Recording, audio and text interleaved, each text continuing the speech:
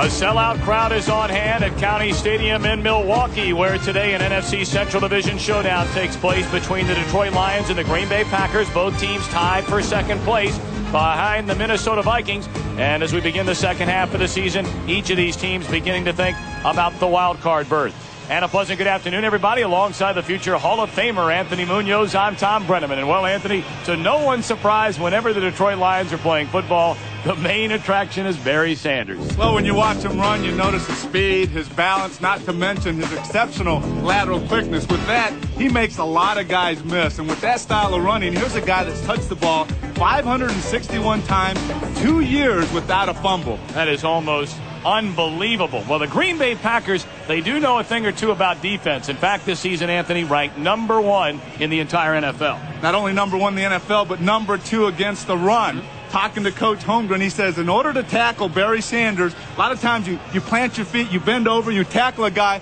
Not with Barry Sanders. You keep your feet moving and hope you have some help from your teammates. I think a lot of teams have tried that strategy, though, this season. We'll see how it goes today. The Lions, however, cannot live by Barry Sanders alone. They really need to get that passing game started, and Scott Mitchell has struggled this season. Well, he's the first to admit, yes, I'm struggling. I'm seeing a lot of situations I'm not used to seeing because I am a starter now. I'm not a backup any longer. And he's saying my mind sees those things, but my body's not in a position to make the plays. Yes, I'm forcing the ball. I have to be patient. All right, the Stars are out here along the shores of Lake Michigan. Barry Sanders in the Lions, Sterling Sharp in the Packers. The kickoff is right around the corner after this message from your local Fox station.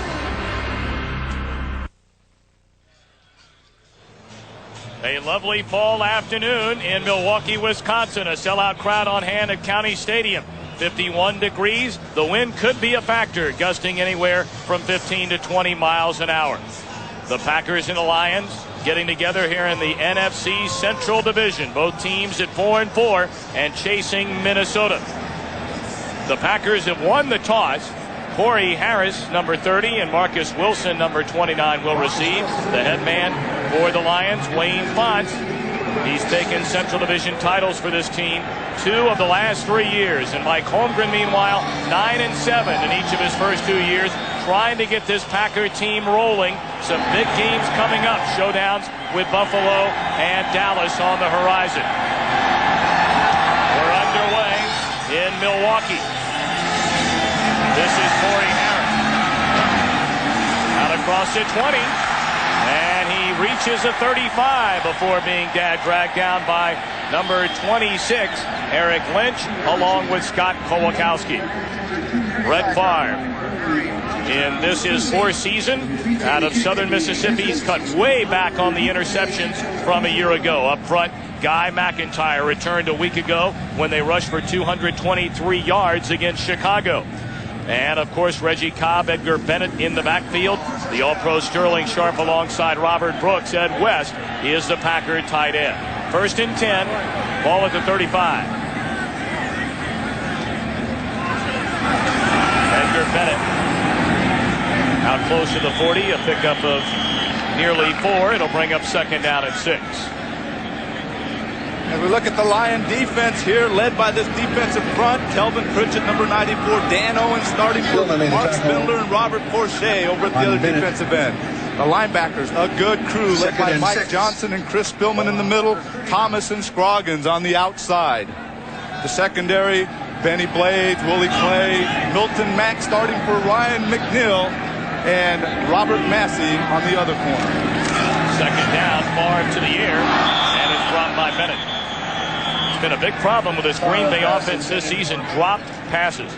Well, you just have to talk to them, and that's all they talk about.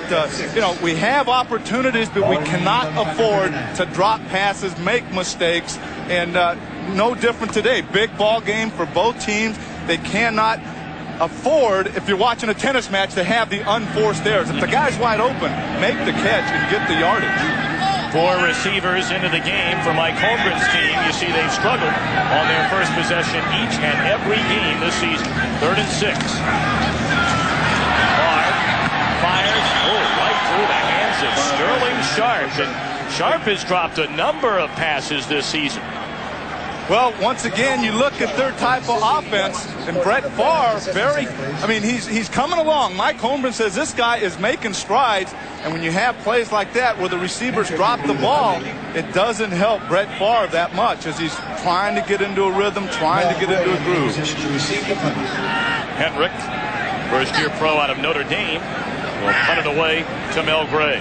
Told you Gray has taken a number of hard blows to the head, and he underwent a number of tests this week, and he's doing fine.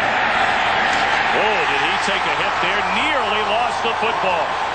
Corey Harris down on the coverage, delivered the blow. A 51-yard punt for Hendrick.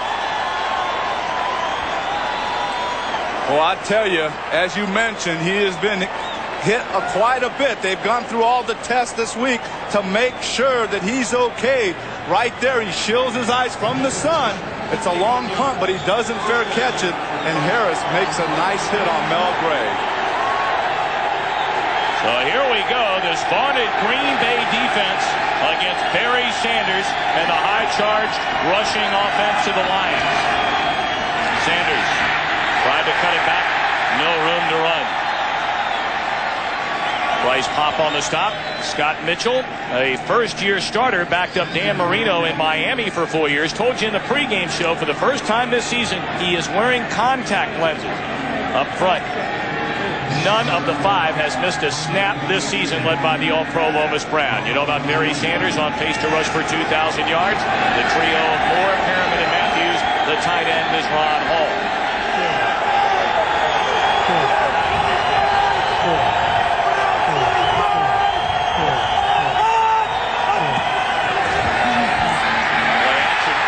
Mitchell fires to the near side, and the reception is made by Herman Moore.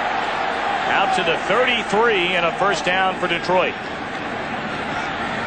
Well, one of the things when you have Barry Sanders back there that you can do is give him little fakes now and then. And you know everybody's keying in on Barry Sanders right here. Scott Mitchell makes a nice little fake, and he just turns with the blitz in his face, makes the throw to Herman Moore, who comes back, makes the catch. And again, when you have number 84, Herman Moore, out there, he can make the catch, not only going to the ground, but he's an excellent vertical jumper, and he can get up there and make a catch. Tom Beer, a reserve linebacker, comes into the game from the fullback spot, and Sanders nowhere to run. The Packer defense that will try to contain Barry Sanders will be Sean Jones and Reggie White at the ends, Steve McMichael and John Yurkovich at the tackles. The linebackers led by Bryce Pulp, number 95, Fred Strickland, and George Kuntz. Defensive secondary, the corners Terrell Buckley and Doug Evans, George Teague at the free safety, and Leroy Butler at the strong safety. Sanders lost a yard. It brings up second down and 11.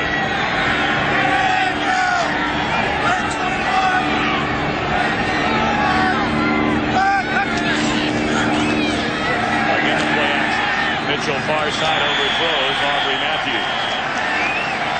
Well, you know, last season they used Chris Spielman a great deal, leading the way for Barry Sanders, coming in at the fullback position, and now they've turned it over to Tom Beer, a backup linebacker, due to injuries to Derek Moore and Eric Lynch.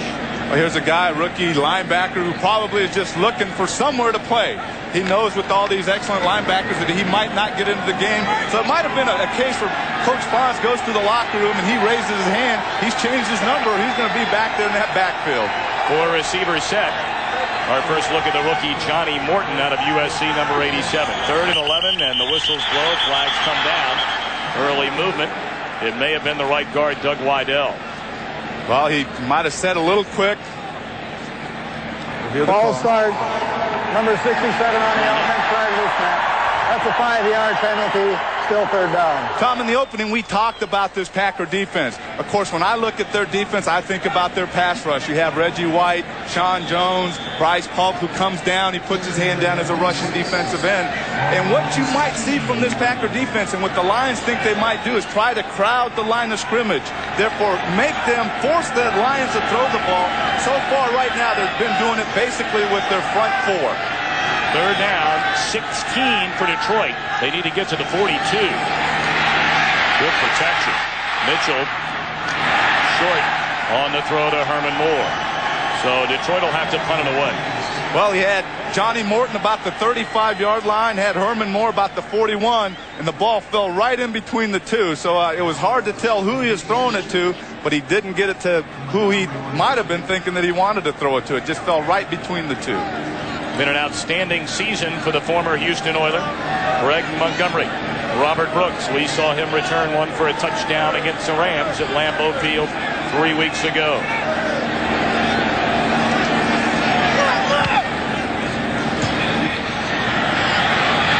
Very good kick. Sends Brooks back to the 16.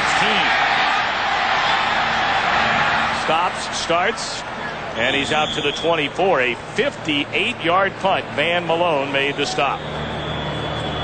So 11:30 to play in the opening quarter. No score in this NFC Central battle. The Lions and the Packers. City Hall, downtown Milwaukee, Wisconsin. The Packers and the Lions scoreless here in the first quarter. And well, Anthony Munoz, I think you lent that gentleman that cheesehead, did you not, just before the kickoff? We met a lot of them. He might have been one of them. Tom, one of the things I noticed first drive, the Lions were in a four-man front with Tracy Scroggins down in the three-point. And it looks as though they come out that way again. The handoff goes to Reggie Cobb. He's across the 25, a very short pickup.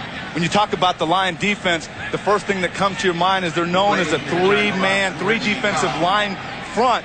But like I mentioned, that first series, number 97, Tracy Scroggins, was down as a defensive end. Then he was removed, and Pat Swilling also came in and wasn't standing up as a linebacker. He was down. As Wayne Fonz told us, Pat Swilling will be playing more and more. Swilling lost his starting job. He's in there right now. He lost it to Scroggins a couple of weeks ago. There you see the former All-Pro. Favre took a shot on the safety blitz from Benny Blades. A lot of B's in there. A lot of B's. And Benny Blades, you talk to Coach Fonz about Benny Blades, and he talks about 2 years ago when he was an All-Pro, and then after he broke his ankle, he'd not been the same player, but you see him coming right up the middle, number 36 on the safety blitz. Clean shot on Brett Favre. Once again, Coach Fonz says, I know he's not the same player that he was 2 years ago, and Benny Blades knows that he's not the player, but they both feel that he can get back to where he was, All-Pro form 2 years ago. Brett Favre certainly has taken more than his fair share of hits this season. A 3rd and 14. Bennett will be tackled well short of the first down. Greg Jeffries, number 25, the second-year pro out of Virginia, made the stop. So 3 and out for the Packers. Well, they have to establish some rhythm. They've been trying to run the ball. They've been trying to dump it off. But, you know, you can't afford to let a safety come right up the middle of the line of scrimmage and hit your quarterback. Somehow those offensive linemen in working with the back have to pick up the middle of that line of scrimmage. Let them come off the corners, but they can't come free up the middle. Henrik again to punt it away. Short kick. Mel Gray at the 27. Broken tackle. He's out close to midfield, and he crosses over the midfield stripe into Detroit.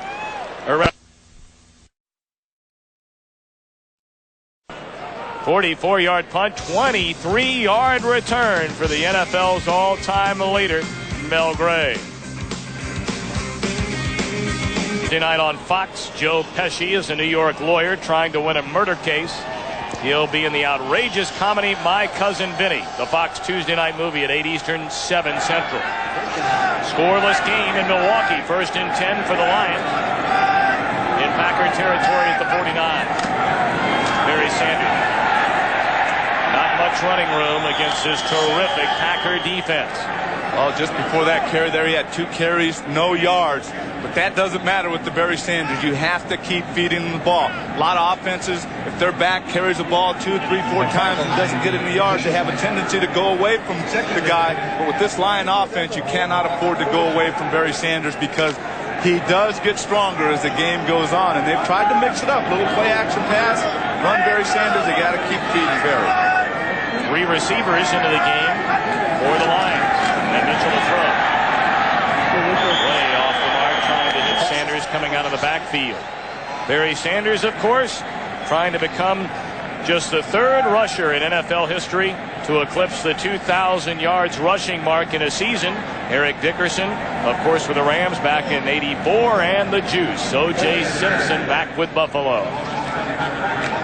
Well, here we go. The Detroit Lions, 147.1 per game, and Barry Sanders, 129 of those yards.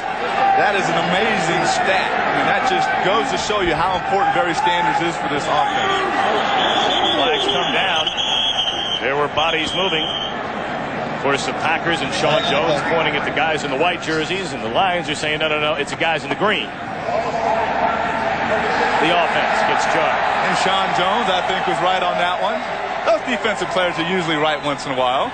Just every now and then you're conceding that? I'm giving it up. I mean, they do get it right once in a while. Fair enough. 3rd and 15 for Detroit.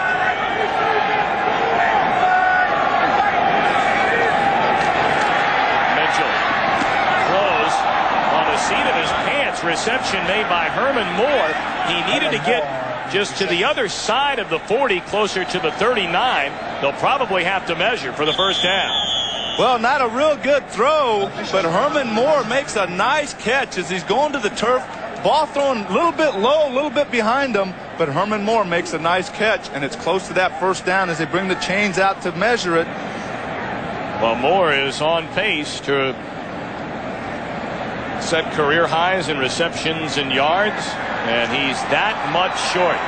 They go for it? I say they go for it. Then again, I'm not the head coach.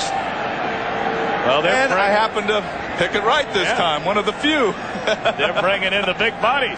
Well, you've been contemplating a return back to the sideline as a head coach. We've talked a lot about that this week, right? Well, I'll tell you that.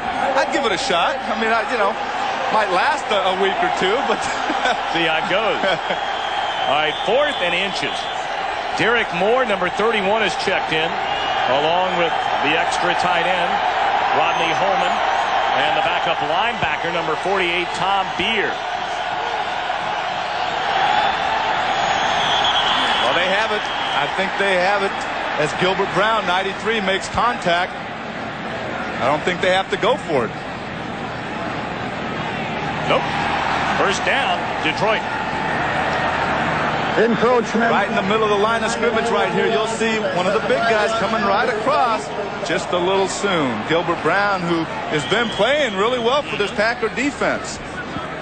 Not a good way to start out this ball game and give the Lions a first down to keep this drive going. Gilbert Brown picked up on waivers from Minnesota. He's been a big surprise to this Green Bay defense. All right, 1st and 10 for Detroit.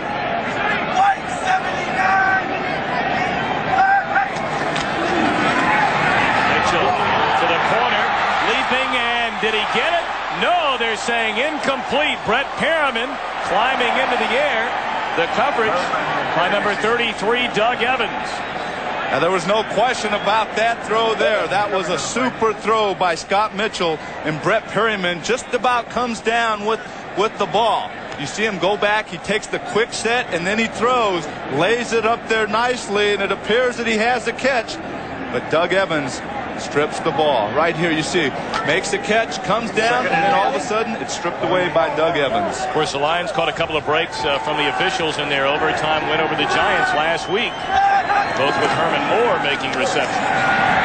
Mitchell trying to dump it off out of the backfield, and it's incomplete to Tom Beer. Well, not only asking Beer to block, now they're asking him to catch balls. Well, this guy has to be excited. I mean, a backup linebacker. He's in there primarily because of his blocking abilities. They change his number. They get him in there. Now they're throwing the ball to him. I mean, he has to be thrilled with this. Thrilled or confused, I'm not sure which. It'll bring true. Up 3rd and 10. No score here in the opening quarter. Mitchell from the shotgun. Being chased. Throws, and it's out of bounds. He was able to get it away. The pressure applied by Bryce Paup. What a game Paup had in the victory Monday night over Chicago. A couple of interceptions, a sack, and a forced fumble. Well, one of the things as we talked to Scott Mitchell yesterday, he mentioned he has to condition himself to throw the ball away. A nice spin move, an inside move by Bryce Pulp, who grabs his jersey, and right here Mitchell knows that he's in the grass, so he's just going to fire the ball out of bounds, and that's one of the things that he said he has to do. Be patient, and when he doesn't see a man open, throw it away. Acknowledge the defense is 1-1. Montgomery angling to the corner, but it's well into the end zone, and the Packers will bring it out to their own 20. So Detroit missing a golden chance after the outstanding punt return by Mel Gray. Still no score in Milwaukee. This game is presented by authority of the National Football League and is intended for the private use of our audience. Any rebroadcaster of the use of this telecast without the expressed written consent of the Green Bay Packers and the National Football League is prohibited. No score, 1st and 10 for Brett Favre and Green Bay at their own 20. Edgar Bennett looking for a hole, and Chris Spielman filled it to drag him down. Boy, Spielman, the former Lombardi winner out of Ohio State, and he is just such a terrific player. He's led the team in tackles each of the last 6 seasons. It was funny talking to Coach Fonz, and all of a sudden he comes to Chris Spielman. He says, with this guy, he would want to wear that throwback uniform every week because that's the type of player he is. He's the guy that could have played back in the 50s, the 60s, and also plays the game extremely well right now. He will be all over the field today. Loss of 1, 2nd down 11. Favre down the middle, through the hands of the tight end Ed West, and then nearly intercepted by Benny Blades. In fact, he should have had the interception. Well, it was right in his hands, came out. Ed West got between Chris Spielman, the linebacker, and then Benny Blades was right back there. And right here you see it coming right up the seam there. Spielman, number 54, and there comes the ball, hits him right off the face mask. And it might have been the sun that was in his eyes because that ball hit him right in the face mask. And right here you see Brett Favre, a little upset about that, but he got out of that one without an interception. He can thank the sun for that one, I think. Yeah. All right, 3rd down and 10. Morgan in motion. Favre across the middle, complete, good enough for a 1st down. He finds Anthony Morgan out close to the 40. So a Green Bay 1st down as Favre completes his 2nd pass of the afternoon. Well, here's one of the guys that Brett Favre said we need to get the ball to him a little more. You see him right here. There he is, Anthony Morgan, coming right across the middle, making the catch. Gets a few more yards, and then he goes down. But as Brett Favre told us, not only Robert Brooks, but also Anthony Morgan, we have to get these two guys the ball a little more during the game. 1st and 10, and Favre throwing. Ball batted in and out of the hands of a Detroit defender, Tracy Scroggins. Right there, you see how upset he is. That's that defensive lineman's dream, is to catch the football on an interception and hopefully run towards the other. You see the ball right here. You see, who is that? Robert Porcher, number 91, batting the ball down. And right here, there's the ball. You got to catch it. Oh, he doesn't catch it, and he's upset. Right here, you see him go to the ground. He starts pounding his hands on the ground. So I should have had that one, but that was close to being intercepted by Tracy Scroggins. Go to the ground, Edgar Bennett. Short gain. Mentioned the Packers against the Bears ran for 223 yards on Monday night, their best since, well, all the way back on December 1st of '85 in a game against Tampa Bay. And it appears as though, as you pointed out earlier, with the 4-man front by the Detroit defense, they're expecting the Packers to run a bit more.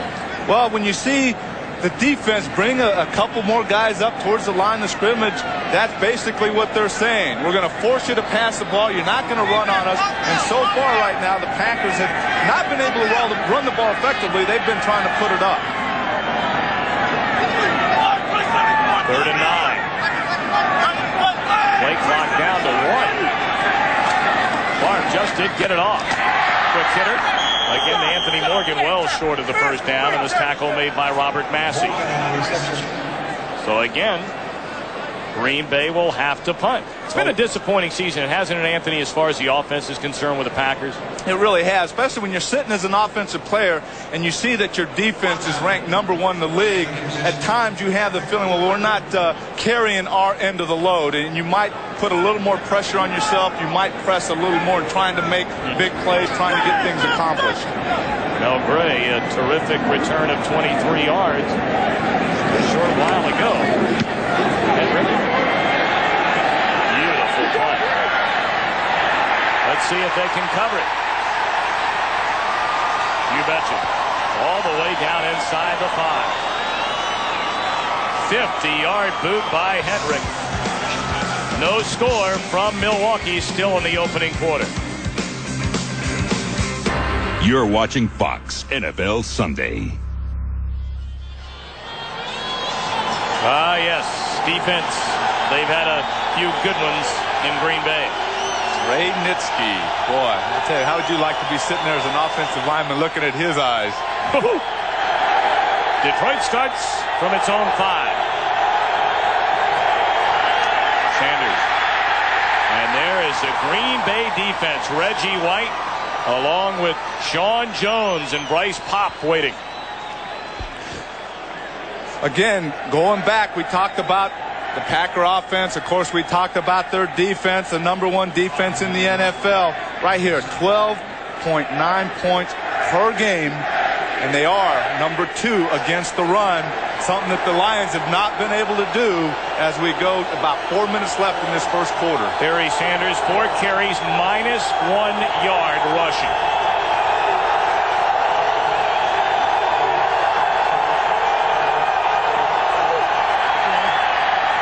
Intercepted. Bryce Pop, touchdown Packers.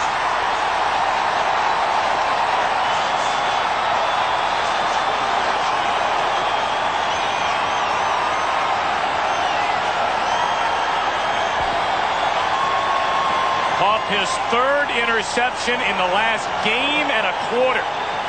Coming off that super game Monday night against the Bears. Scott Mitchell goes back, quick set, tries to throw it.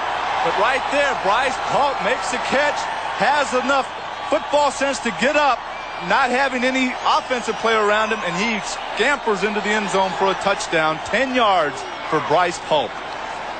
It's rare that Bryce Pop would intercept a pass against anyone else but Eric Kramer. All 3 of his career INTs before that one against the former Lion and now current Bear. Jackie adds the extra point. So a terrific punt by Hendrick. They covered it well. The Lions starting deep in their own territory, and Pop picks it up for 6. And an early 7-0 Packer lead. Boy, Pop is having a terrific year. Oh, he's the kind of guy, as we talked to him this weekend, he said, hey, before Reggie and Sean Jones got here, I was being double teamed and it was getting a little frustrated. As you see right here against the Bears. Monday night in the slot, picking off Eric Kramer right here. Takes another one. And he was saying guys were starting to double team me, and he was getting a little frustrated because they stood up, they started taking notice of who I was. But now with Reggie and Sean and all the other guys, they're freeing me back up. And right here, you can see off to another super start this afternoon against the Detroit Lions. He might take that honor back-to-back weeks. The way he's playing so far. I mean, not only against the pass, he makes that interception, but he's been playing well on the run so far, stopping Barry Sanders, and then he's putting a little pressure. So really, all parts of his game are clicking right now. He's in a rhythm. And who would have figured that Bryce Pop would have been a starter this season? In fact, he won the job after Wayne Simmons had a knee injury in the preseason, and oh, are they glad about that in Packer country. And he'll certainly remember that one for the rest of his years. Mel Gray and Derek Moore waiting back on the kickoff from Jackie. Derek Moore near side. Losses the 20. Ball comes loose, and the Packers have it. Number 37 making the recovery, Keyshawn Johnson. So another Lion turnover. The hit was made by Marcus Wilson. You don't need this early in a big ball game. Your offense gives up an interception for a touchdown. The opening or the next kickoff, they come down, they jar the ball loose, and they recover it. Boy, you hate to give the home team the momentum as Keyshawn Johnson comes out with the ball right here, number 37. What you have to do after they pick one off, run for a touchdown, or the offense runs, you want to shut them up by coming out and doing well. But right here you see Derek Moore taking it up. The big hit right there, and the ball comes loose. And it's Keyshawn Johnson, number 37, jumping on it right away. So 1st and 10 for the Packers at the 29. On the ground they go. Reggie Cobb tried to break it back outside. He's tripped up by Mike Johnson. Again, this Lion defense has to come out right now and stop the Packers. Cannot afford to give them another touchdown. If they can get away with just giving them 3 points, that would be good. But they want to come out and force the Packers to punt the ball or attempt the field goal, not give them any points, and try to settle that momentum down and not allow them to build off that big turnover on that kickoff. Well, with a play clock winding down, Brett Favre asked for timeout. His team a 7-0 lead after the interception returned for a touchdown by Bryce Paup. And after the fumble on the ensuing kickoff, the Packers are in big-time business against Wayne Font's Lions. Well, next week, join us at noon Eastern, 9 Pacific for the hottest pregame show on TV.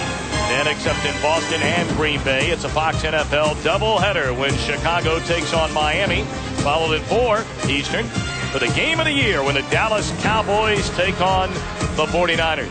Check local listings for the games in your area. How do you see that one shaping up, the Niners and the Cowboys? Well, heck, I was thinking about going down, seeing Jeff George throw to Andre Rison and down in New Orleans. But I think that Dallas game, the 49er game, the Niners, the team that I know at the beginning of the season, picked to beat the Cowboys at the end there and go to the Super Bowl. So I think the 49ers are getting healthy again. At one point, they lost just about their whole offensive line, but I think they're getting back into it. Getting those guys back healthy, and I think it's going to be an excellent matchup. Yeah, in fact, Harris Barton returned today, and you saw a few moments ago the Niners' early 10-0 lead at RFK against the Redskins. Here it's 7-0 Packers. See the time left in the opening quarter, 3:06. A second down coming up for Green Bay. And now another timeout is called. And again, Green Bay. And the quarterback, Brett Favre, having to go to the sideline, and he's having a few words with Mike Holmgren over there. What in the world's going on? Boy, that is rare to see, that you call one timeout, come out to your team, and then all of a sudden have to call another timeout. You would think that whatever the confusion was the first time, that they would have gotten it cleared up and not had to call a second timeout. But we understand that the officials made the incorrect signal. The first timeout was taken by Detroit. So then the one right now by Brett Favre and the Packers. So each team has used a timeout, 2 remaining in a half. Now Mike Holmgren, many of course associate him in his former offensive coordinator days with the San Francisco 49ers. How far has he come from back in the early 70s, a head coach at San Francisco's Sacred Heart High School? They were ready to run him out of town with only 4 wins in 3 years.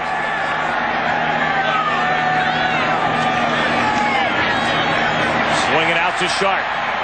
And he's met immediately. Short gain down to the 25. Tackle made by Greg Jeffries. Well, again, you look at this Detroit defense. They're putting the 4 guys down. You see them right here at the slot going. And Milton Mack comes on a blitz right there.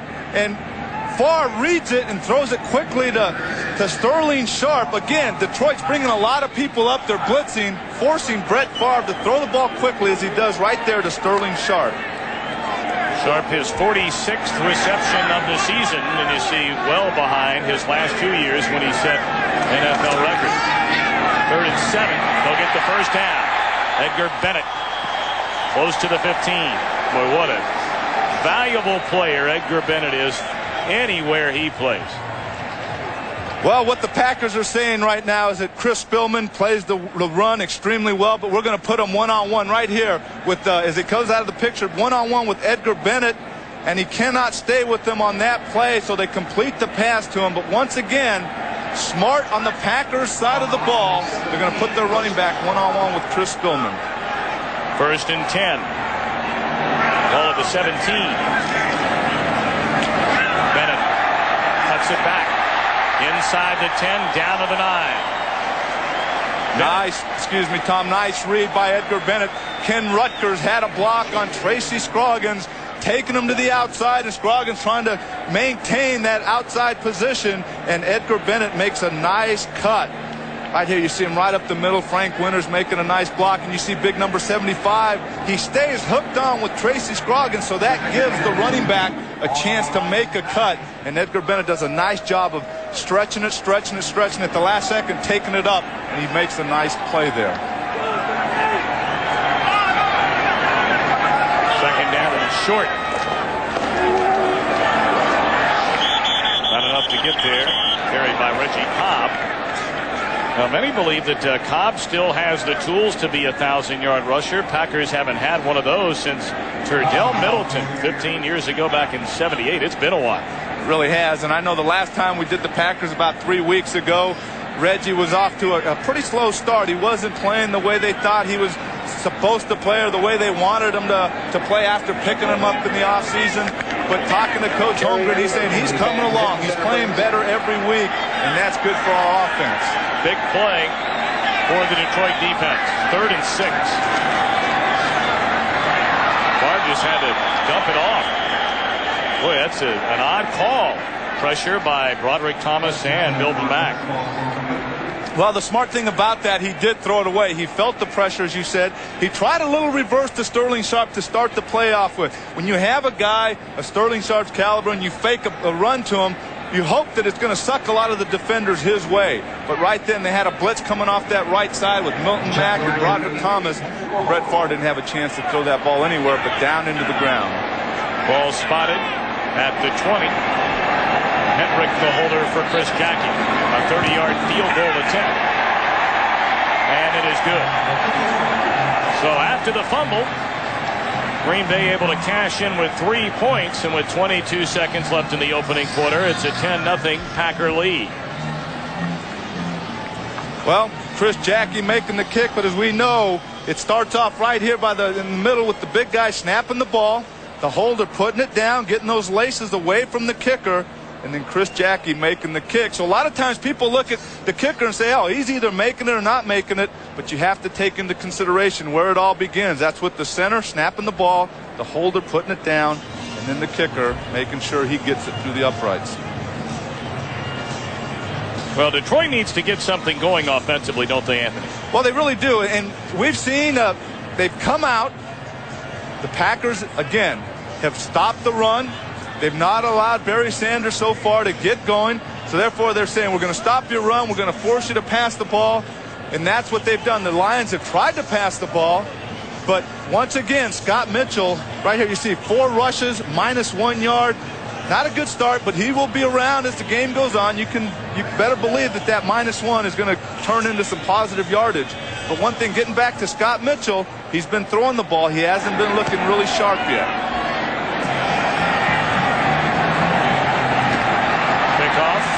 Received, and across the 25 is number 39 Van Malone, the rookie out of the University of Texas.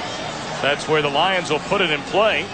Barry Sanders has had a very quiet opening quarter. 4 rushes, -1 yard. Again, you look at his game last week against the Giants. He ends up, having a tremendous ball game with the long run there at the end of the game. Offside on the kicking team, number 82. That'll be a 5-yard penalty and a re-kick. Again, not a fast start last week against the Giants, but as you see the end of the ball game, he has all kinds of yards. Again, you just can't. They can't stop him completely. Might be able to contain a guy like Barry Sanders, but you better believe, like I mentioned a few minutes ago, that -1 yard is going to turn into some positive yardage, and they're just going to have to keep feeding him the ball, keep giving it to him, because he will get some positive yardage for you. You know, Sanders is trying to become the first back ever to rush for over 2,000 yards as a pro and a collegiate. People forget he still holds the NCAA record for most yards rushing back in '88 with Oklahoma State. To receive the kick by Jackie. So the Packers will have to kick it again after the offsides you heard a moment ago.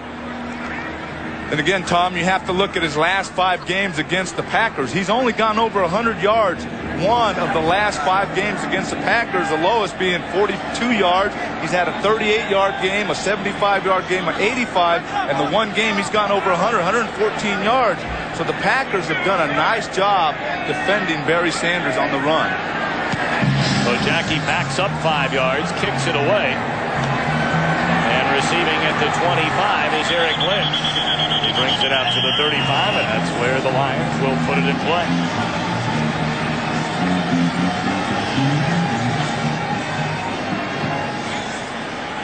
Now this Green Bay defense thus far, as advertised, #1 in the NFL.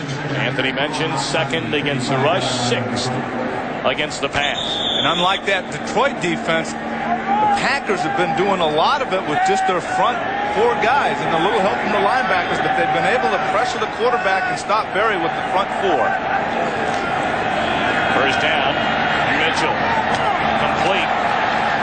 And out across the 50 is Brett Perriman. That'll be the final play of the opening quarter. A quarter dominated by the Packers. The end of the first quarter, our score, Green Bay 10 and Detroit nothing.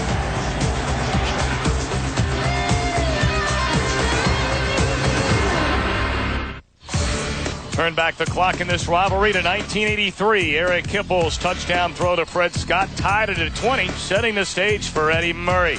A game-winning field goal in OT. Detroit 23, Green Bay 20. The win propelled the Lions to their first division title in 26 years. They're hoping to generate some offense here as we begin the second quarter. Tom Brenneman, Anthony Munoz back in Milwaukee. A 10-0 Packer lead. Again, good field position for Scott Mitchell and the Lion offense. Completed pass to Sanders. And a good job of tackling there by number 95, Bryce Paul. Well, getting back to a point I made after the fumbled kickoff by the Lions, it was up to their defense to stop the Packer offense and just give them just a field goal or no points at all, and that's exactly what they did. So they've gotten the ball back to the Lion offense, and now it's up to Scott Mitchell to be on target like he just was against Barry Sanders and complete some of those passes.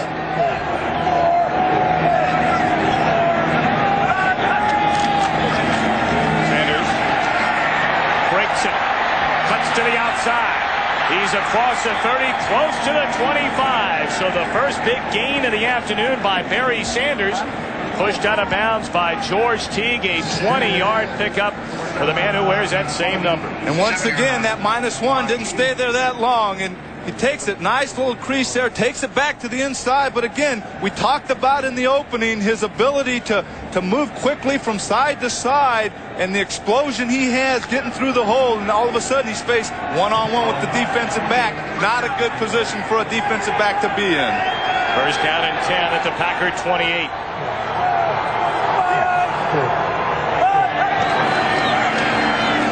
Play action. Mitchell throws it, and it's intercepted. Inside the 5 by number 36, Leroy Butler. He's across the 20. Another mistake by Scott Mitchell. Well, there's a guy that you have to give credit on that play because he did have Herman Moore open. That was big number 92, Reggie White. You see him coming off right there off the end. Oh, you see right here, Herman Moore wide open. A chance to get a touchdown. But one thing we didn't see was Reggie White putting a big hit on Scott Mitchell. Right here you see it. He doesn't have a chance to follow through. Interception, Green Bay.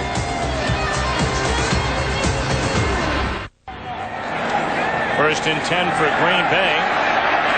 Come to the near side on the handoff to Reggie Cobb. He's across the 20 out to the 23. Well, let's take another look right here. First, you see Herman Moore, who gets open. Reggie White, nice inside move to put the pressure on Scott Mitchell and not allow him to hit, like I said, a wide open Mitchell. Right there, Reggie lowers the boom. Interception, Green Bay. Well, we have an injury on the field.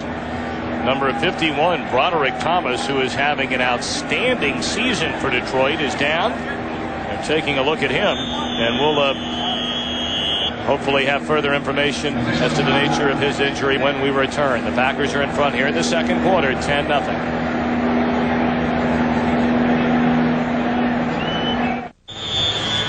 Well, as Broderick Thomas was walking off the field, he was holding his hip area. Right here, you see number 51, Broderick Thomas being hit by his teammate Mike Johnson, the other linebacker.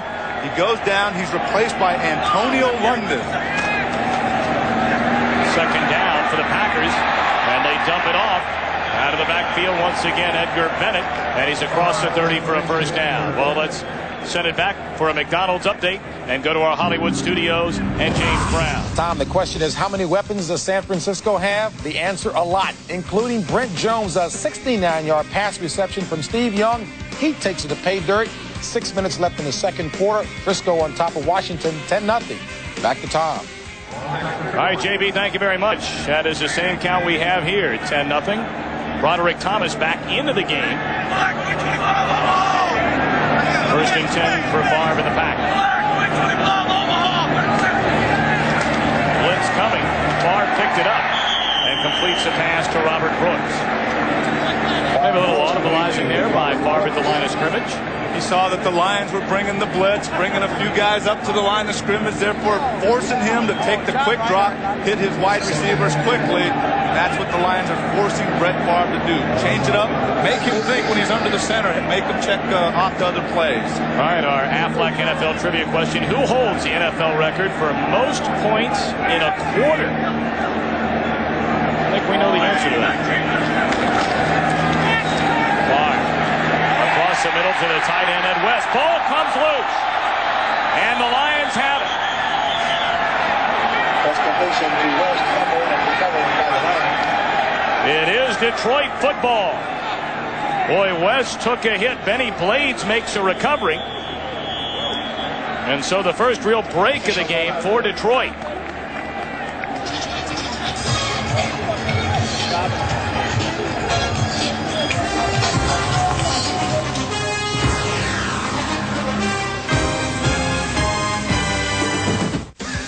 Well, the answer to our Aflac NFL trivia question, Don Hudson, 29 points in one quarter. That's not too shabby. I like those high tops.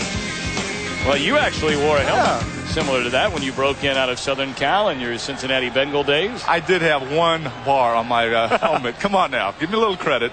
All right, so the turnover, first and 10. And Sanders immediately met by Gilbert Brown.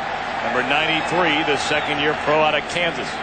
Gilbert Brown, the anchor, as Mike Holmgren called him. Let's take a look at the Ed West pass, the fumble that was caused. Right here, you see Brett Favre going back on a quick set, makes a nice throw, and all of a sudden Ed West takes off. You see Chris Philman, number 54, coming in. Willie Clay coming in, making the hit that really jars the ball loose. And then Benny Blades recovers it for the Lions.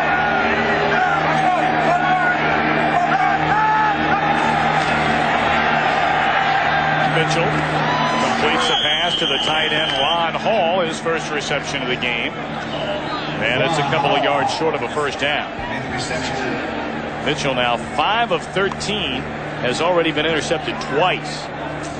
Not a good stat. That's one of the things that he had trouble with last week in the first half, throwing 3 interceptions. And here he comes in this first half. He has 2 already. He has to eliminate those, make the throws, and just get into a rhythm. I mean, he's having plenty of time. Now it's up to him to find his guys. 4 wideout set on this 3rd and 2. And they give it to Sanders. First down and more. Across the 35, down to the 33. Doug Evans makes a tackle, and all of a sudden, Barry Sanders beginning to pile up the yards. Well, now you have Barry Sanders who starts gaining that positive yardage. That's one of the things that I know myself. I didn't understand how Scott Mitchell can put so much pressure on himself to make the big plays when you have a guy like right here, number 20, he can take it outside or take it in the middle and get the big yardage. He still continues to put the pressure on himself to make the big plays, and you have a guy like Sanders in your backfield. And that's one of the things he said, I have to take the pressure off myself. Sanders now, 7 carries, 28 yards. First and 10. We'll try to add to it. looks around, and he's able to maybe pick up a yard.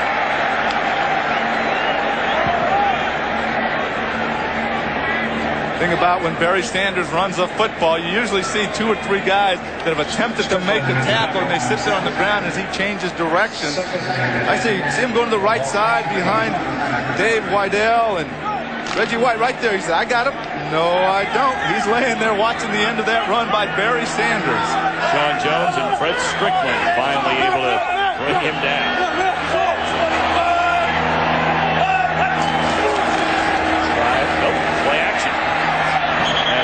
Is overthrown again, going to Tom Beard. Boy, this is certainly a surprise. Trying to get the ball to a guy who's a backup linebacker who played in the backfield for the first time last week against the Giants. Well, when you have guys like Brett Perryman and Herman Moore and Ron Hall and Barry Sanders, it surprised me a lot that right here, maybe they're thinking we can fake them, think we're going to run the ball with him leading through, then try to complete one to him, but they've yet to do that. 3rd down and 10. Here they come. Mitchell throws, and it's nearly intercepted by Terrell Buckley. He was looking after feeling the heat from Sean Jones, and Mitchell is slow to get up. Where's he throwing this ball? Well, once again, he has Herman Moore up in the top open, but the Packers coming with the blitz. Right here, Herman Moore takes it to the outside. The ball is 10, 12 yards downfield over the head of Herman Moore, almost picked off by the Packers. You know, right here he goes back and he feels the pressure, but he's kind of leaning backwards when he throws the ball. Maybe, I mean, he knows he's going to get hit with something like that when they're bringing the blitz.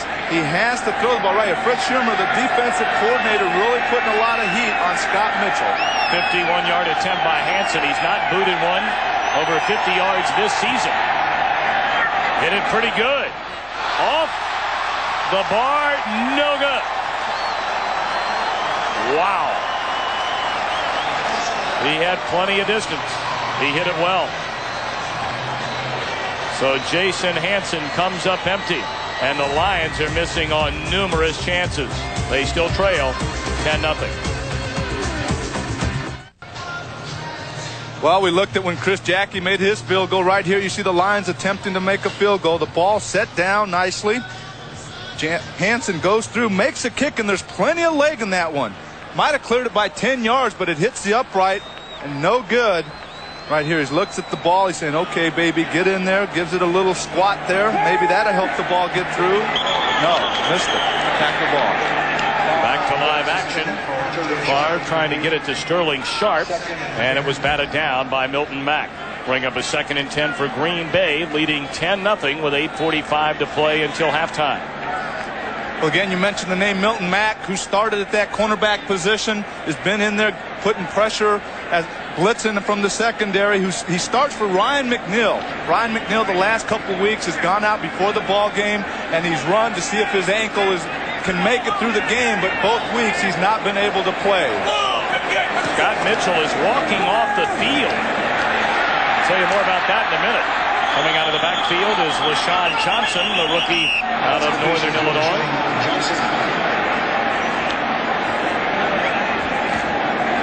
Excuse me, Tom. Anthony. You mentioned the name LaShawn Johnson. Here's a guy that came in as a rookie.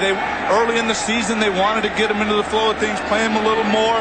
As we see Scott Mitchell walking off the field, going into the locker room. But the reason LaShawn Johnson is not playing a whole lot is because Reggie Cobb has been improving every week. Dave Craig beginning to get loose over behind the Detroit bench. Favre on a 3rd and 7.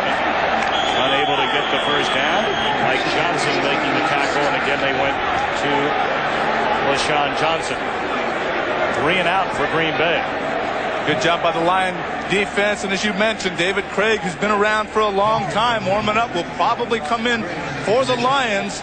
David Craig in his 15th year, coming over from the Chiefs last year, or this year from the Chiefs.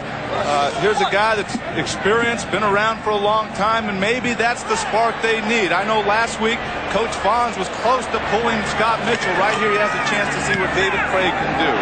Beautiful punt by Hendrick. Gray will let it go. And it's into the end zone. Scott Mitchell, we understand, is going into the locker room to have his right wrist examined. And again, he is a left-handed quarterback. That should not affect the way he throws the ball, but taking the snap from the center, he might feel a little pressure there. He probably has that right hand, and that's where the ball usually impact will hit the right hand as he has it up underneath the center. So that could hurt, but should not affect his throwing at all. Dave Craig, you see, has passed for better than 30,000 yards in his career. Spent 12 seasons with Seattle. Coming over from Kansas City as a free agent. He's been to 3 Pro Bowls. So a very solid backup.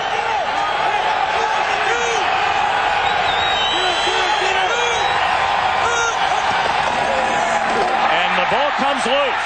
Sanders can't find it. Scramble for the football. McMichael had a hand on it for a minute. And they'll have to pull some bodies out of the pile. Not a good way to enter a game and start off. As he turns to give the handoff to Barry Sanders, he runs into the lead back and causes a fumble. Barry tries to pick it up. He cannot pick it up, and the Packers recover it. So once again, you come in after an injury to your starting quarterback, and the first time you handle the ball, you lay it on the ground. It has not been a pleasant first half for Wayne Fonts. Right here you see 125 career fumbles for David Craig, an NFL record. So the Packers have the football. George Kuntz, number 53, the man who came down on top of it. Let's take a look at it right here. You see David Craig, number 17. You have the lead back who's going to lead through for Barry Sanders. But as he turns, Tom Beer with his shoulder catches David Craig, jars the ball loose, puts it on the ground, and now there's a scramble for it, and the Packers come up with it. Again, you take a backup linebacker, you put him at fullback. Things like that are going to happen. 4th turnover of the game for Detroit. And all 10 Packer points have followed turnovers, or a direct result thereof. Bennett cuts it back. Short pickup down to the 17. Robert Forshea on the tackle. Well, after the last turnover, the Detroit Lion defense held the Packers to a field goal. They have to do that once again here. Called on to hold this good Packer offense with Brett Favre. They can't afford to give up a touchdown here. They're already down 10. They can't afford to be down even further. Second down and 7. Favre to Bennett. To the 10. 5. Touchdown, Edgar Bennett.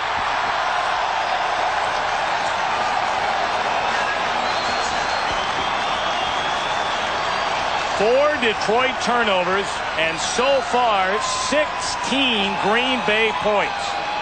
Well, the Packers go to a play that they enjoy running, and they're probably one of the best green teams in the league. And so far, with 6 minutes left in the first half, they hadn't run a screen. But right here, Brett Favre goes back, little fake to Reggie Cobb, then screens it out to Edgar Bennett, gets away from Mike Johnson, then makes a nice run. But again, here's a play that they enjoy running and that they do an excellent job running the play, and they execute it well. Jackie tacks on the extra point. 17-0 Green Bay with 6:28 left to go until halftime. And Wayne Fonts is in search of some answers, because right now there certainly are many questions. Well, you can't afford to have that many turnovers in a big game like this one. Both tied in their division, both need this big win, and all of a sudden they come out in this first half and they turn the ball over time after time after time. And now they're sitting here down 17. The game's not over. They still have a lot of football game to play, and they're only 3 scores down. And we talked about the importance of this one, and we certainly heard those sentiments echoed by both coaches, Mike Holmgren, and in our visit last night with Wayne Fonts. Not only the 4-4 record, but another stat there that is important is the 1-2 in their division. Detroit cannot afford to lose another division game. Well, if you look in the grand scheme of things, the overall wild card picture right now, and certainly a second half of the season left to go, things clearly in favor of the Atlanta Falcons and the Green Bay Packers. They sure are, and the Packers are starting to play well. I mean, they're only 4-4, but their defense is playing well enough to be 6-2, maybe even 7-1. And then you look at the Falcons, and they have a potent offense. They have a chance to win a few ball games, as you see right here. Green Bay 4-4 and Atlanta both right there 4-4. Like you mentioned, they're in good position.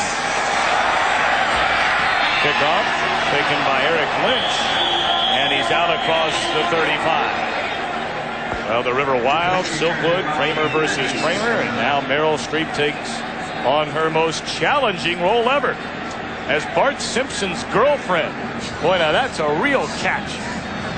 And you can catch the next episode of The Simpsons, part of a full hour tonight at 8 Eastern, 7 o'clock Central. I'm sure the Munoz family will be tuned in for a new episode of The Simpsons later tonight. I'm sorry I laughed, but has your buddy talked to you about that big deal? Yeah, absolutely. Here we go. First and 10. Craig in relief of Scott Mitchell, who left to have his right wrist examined. There is Sanders. Escaped one tackler and then close to the 40 and out across the 40. Well, Doug Mitchell, I'm sorry, I'll go back to that. Right here we see, of course, you have the four teams, the Cowboys, the 49ers, the Vikings, and the Eagles, who are looking really good, but then fighting it out. You have the Lions at 4-4, Green Bay at 4-4, Atlanta 4-4, the Bears 4-4. So as we mentioned, these two teams both in a very big game here this afternoon.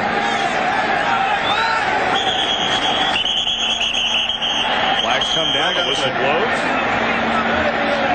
On what would have been a second down and 9. That's a 5-yard penalty. Still second down. Nothing going Detroit's way today. That one whistled against the 4-time Pro Bowler Lomas Brown. As you mentioned, nothing going for them this first half. And again, getting back to last week's game. They had problems in the first half. Right before halftime, they had a nice drive to score a touchdown, came out in the second half and played well. That's what they need right now, is to sustain a drive and put some points on the board. Second down and 13. Craig, his first throw. Or second throw, I'm sorry, and it's well short. Intended for Ron Hall. Ron Hall.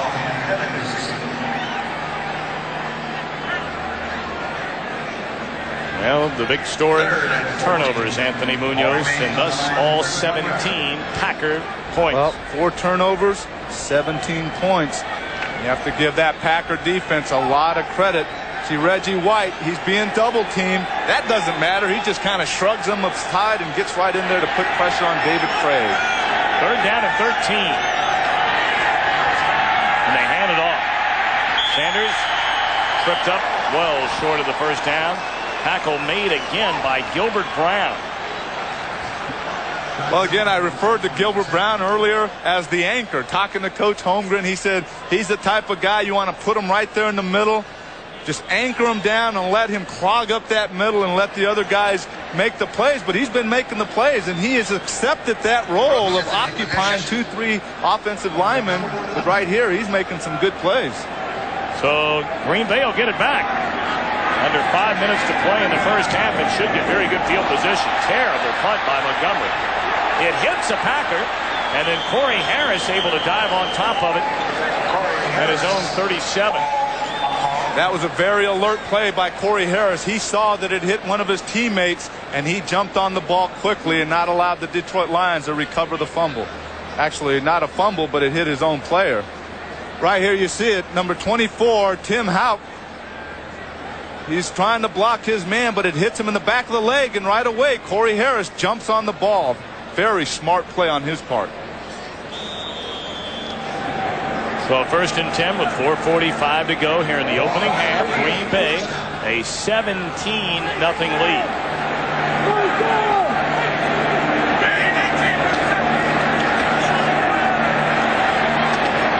Edgar Bennett wrestled down by Kenny Blades, and then a flag comes in. Maybe a face mask. What happened, I think Benny Blades went around the head, maybe a face masking call. That's really the only thing I saw right this near sideline, and the flag came from the middle of the field.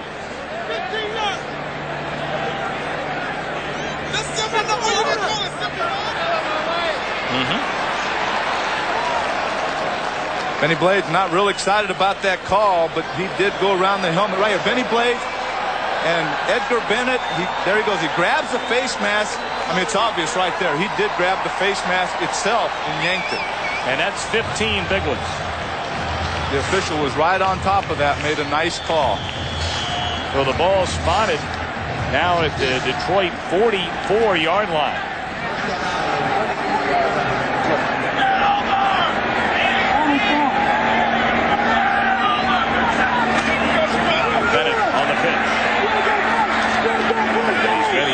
By number 91, Robert Forshea. Maybe a yard. Bring up second and long. I keep talking over and over about the position this Lion defense is being put in. No different than the last 2 or 3 times. Right here they sit with about just under 4 minutes left in this first half. And the Packers want to put some points on the board, but once again, their offense has not put them in a good position. All afternoon so far, they have been put in tough situations.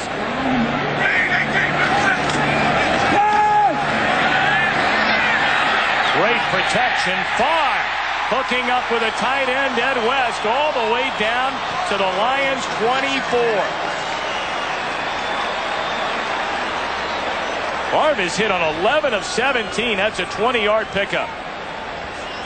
Well, the reason he was able to complete this pass, he had nice protection to begin with, felt a little pressure, so he kind of rolled out to his left, threw back across to Ed West. That was a heads-up play by Brett Favre to hit Ed West for a nice gain. But once again, his knowledge of knowing where to move when he felt the pressure, he kind of sifted to his left, and then he made the throw.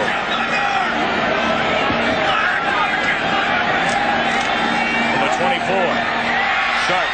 Far side, lost the football, but it flew out of bounds. Gain of about 8. Robert Massey on the coverage and shoved Sharp aside. A flag comes in.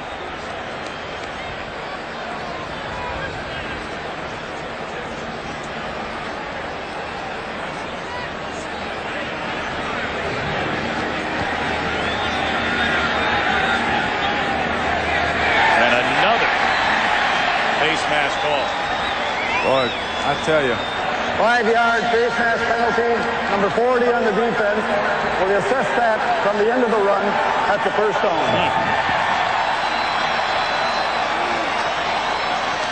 First of all, they have the turnovers by their offense, leading to points. Now their defense starts to make the penalties.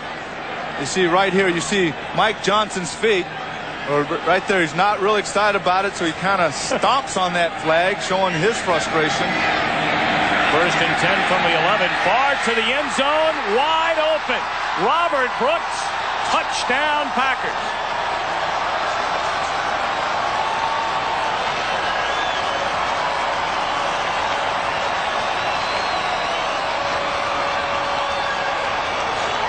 Favre to Brooks for the touchdown.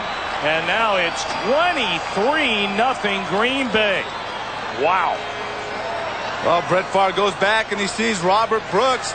No one around from the Lions secondary. There had to be a break in the coverage because he was out there all by himself. So Jackie on for the extra point. And it's good. So with 2:30 left to go here in the opening half, Green Bay putting it all together for this 24-0 lead.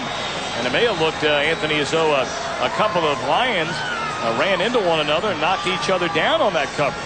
Maybe a little confusion back there in their coverage, not knowing exactly what area to cover or who was on Robert Brooks.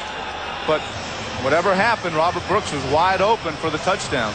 Look at this, 15 of 21 for 138 yards, 2 touchdowns. One thing that Coach Holmgren has to be excited about is the Packers have made the Lions turn the ball over, but the key stat is they've converted and put points up on the board.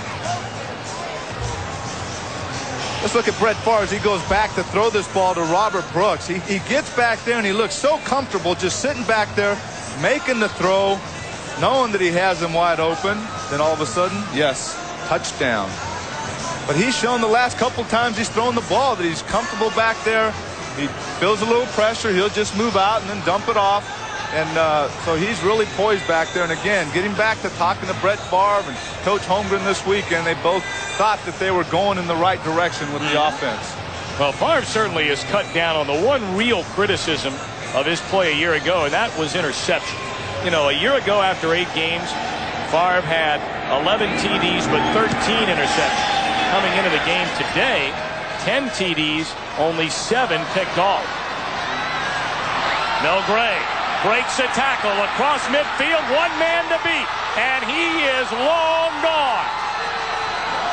Touchdown, Milw, no penalty flags on the field. And for Milw, in his career, that is his 5th kickoff return touchdown. 91 yards. You have to remember the weapons that this Lions team has. Not only Milw, but a Barry Sanders, how quickly they can turn things around. Right here, Milw takes it. Nice blocking up front. All of a sudden, the hole opens up, and he has number 31. Who is that? That's Derek Moore leading the way for him. And all of a sudden, Chris Jackie makes a last-ditch effort to bring him down. But Milw wants nothing of Chris Jackie, and he's in for the 91-yard touchdown. Hansen on to try the extra point. So the Lions finally on the board. Montgomery the holder. 24-7, Green Bay in front.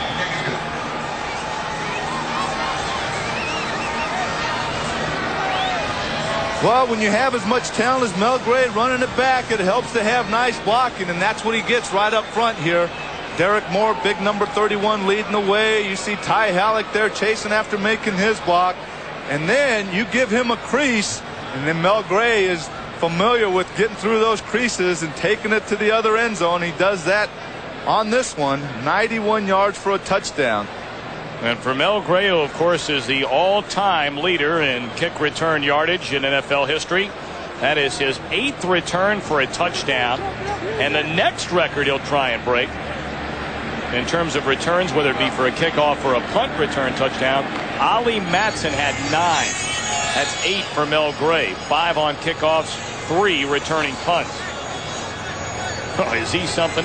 Oh, as we mentioned earlier in the game, some of the hits he's taken on returning kickoffs, they actually had him go through a number of tests this week, MRI, CAT scans, just to make sure, because he did suffer concussion. They wanted to make sure that his mind or his brain, his neck, that everything was okay before they let him get back on the football field, just to put him at ease also, not only for the team and the physicians, but to put Milw at ease that there's nothing wrong with him, and he cleared all the tests.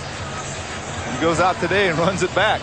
Yeah, I'd say that might be the biggest test he cleared right there. 91-yard kickoff return. So that might be the spark this Detroit team needs. Corey Harris, number 30, Marcus Wilson, 29, and it goes in between them. Harris picks it up, and he is immediately wrestled to the ground by number 31, Derek Moore. 2:03 left to go in the first half, and a 24-7 Packer lead.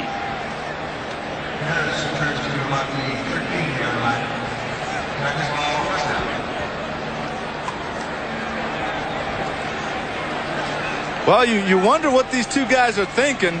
Corey Harris and you have Marcus Wilson sitting there, and one guy says you have it, and the other guy says no, you take it, and the ball hits right between them, and they got to jump on it in a hurry. There has to be some communication between the two. Yeah, or else the communication starts with the coach when you get back to the sideline. Oh, you better believe there's going to be some loud communication when they get to the sideline. That'll take us to the 2-minute warning on the handoff to Edgar Bennett. Roderick Thomas, injured early in the game, there to make the tackle. 2 minutes left to play in the first half from Milwaukee. Packers 24, Lions 7. When are you leaving for San Francisco? Oh, we don't have that game. No, we don't. No. Yeah, we don't have that one. I think we were kind enough to give that one to Pat and John. I got a little carried away. I thought we might have that game. I guess You're really getting carried away. Maybe Frisco in the offseason or something. That might be it. Our chances are a lot better. First down, or rather second down and 11. Packers in front 24-7. And Favre going to the air. Ed West, the tight end, close to the first down. Needed to get to the 23, and it is good enough. Coming up on Dockers halftime, James and Terry will have all the scores and highlights. Plus, we'll look at the last month's best bone-crushing, bone-jarring, big-time hits in a new edition of Crunch Time. And then when we come back after halftime, it's going to be a real honor to be sitting next to two future Hall of Famers, not only Anthony Munoz, but the former great San Diego Charger, Kellen Winslow. Reggie Cobb out of the backfield. Tom, maybe we can talk. I'm sorry. Maybe we can talk about what he's doing now. Then ask him about the hot game in Cincinnati in '82. I don't know. We might not talk about that one. Oh, of course, of course. What was it, about 59 below? Oh, I think Kellen came out with no sleeves. He's still wincing in pain thinking about that. As Porsche is slow to get up, but will make his way off the field. A minute 10 left to go in the half. So we'll take a break. 24-7, Packers in front. We'll be right back.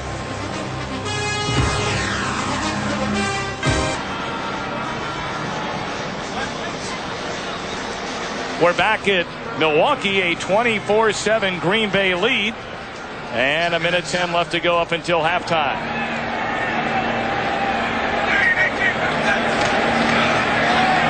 Here comes a blitz. Favre able to get it away. Juggled. And then dropped by Edgar Bennett.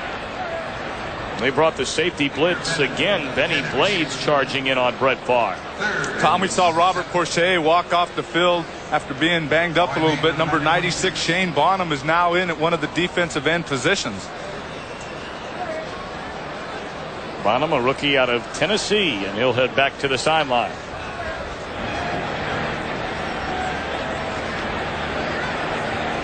Favre had hit on 9 in a row until that incompletion to Edgar Bennett. 3rd down and 7. First down and more for LaShawn Johnson. He's out to the 40.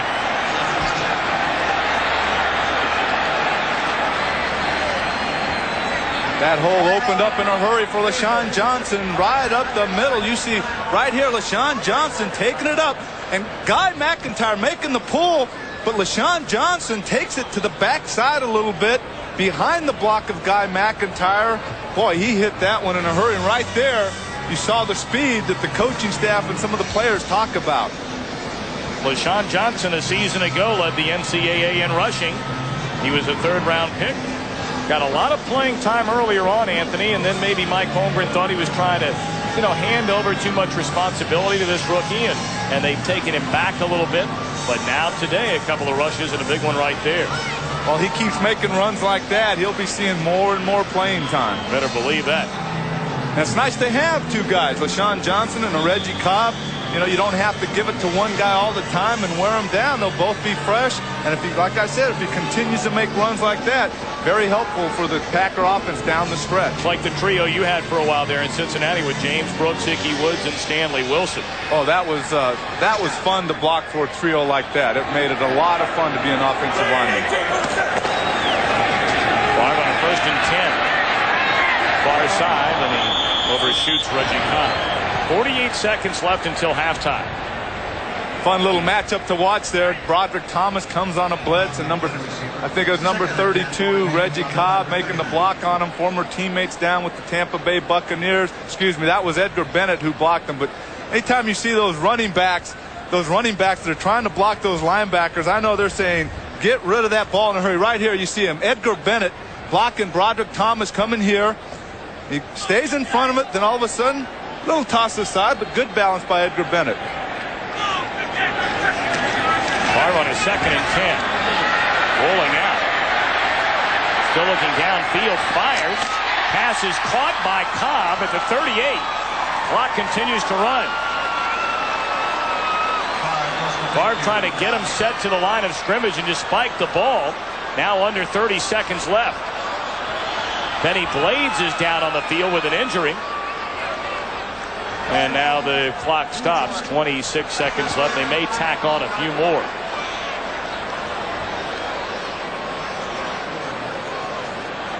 He appears to be in a lot of pain there. You're not sure if it's his arm or his shoulder.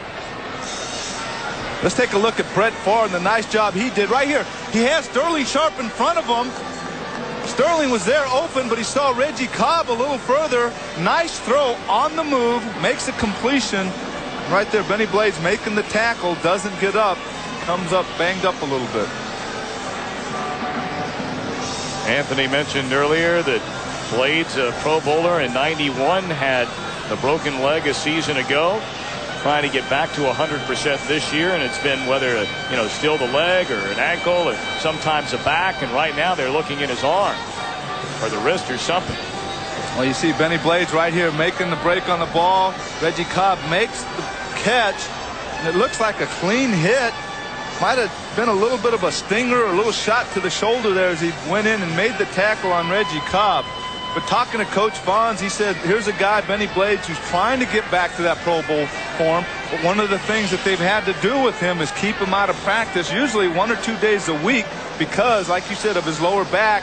And that's not helpful because a guy has to be in there and practice in order to regain that form. Well, Blades is in some pain. He's not even moving the right arm at all. And that's already a banged-up Lions secondary. It really is. We mentioned earlier Ryan McNeil. And, you talk to Coach Fonz, and he goes through the injury list. And it's these things of the high ankle sprain. And that's the thing that Ryan McNeil has. It's his high ankle injury that a lot of his players are getting. And it's almost like they go down, and he looks at the trainer, and he doesn't want to hear it's a high ankle sprain, but he hears that over and over. All right, Packers in front 24-7, 26 seconds left until halftime. Favre trying to tack on a few more. Across the middle, nearly intercepted. Willie Clay had his hands on the football, but couldn't haul it in.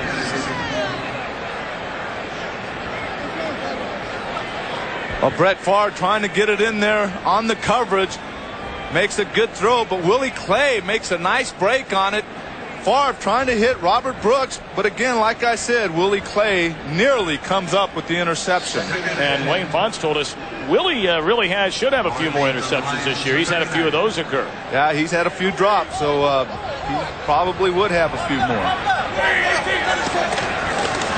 2nd and 10. Favre being chased by Owens. And just throws it away. And Tom, it's not like he's not used to catching the football. At Georgia Tech, school record of 16 interceptions. So he's used to catching the football. So now at 3rd and 10, as Jackie continues to loosen up over on the sideline. They're a pretty good distance out of Jackie's range right now. That'd be roughly, a 55-yard field goal. Jackie has booted 13 field goals of 50 or more yards in his career.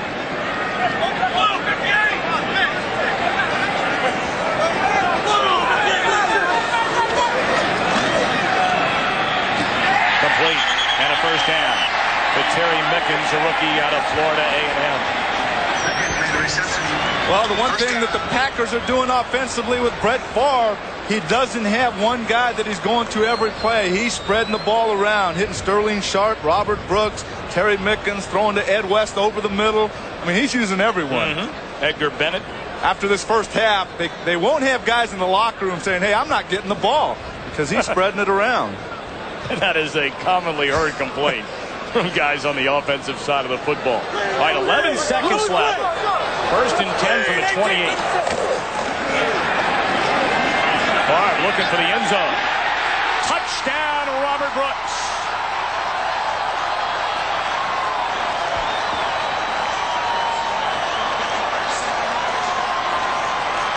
Brett Favre is having one whale of a game.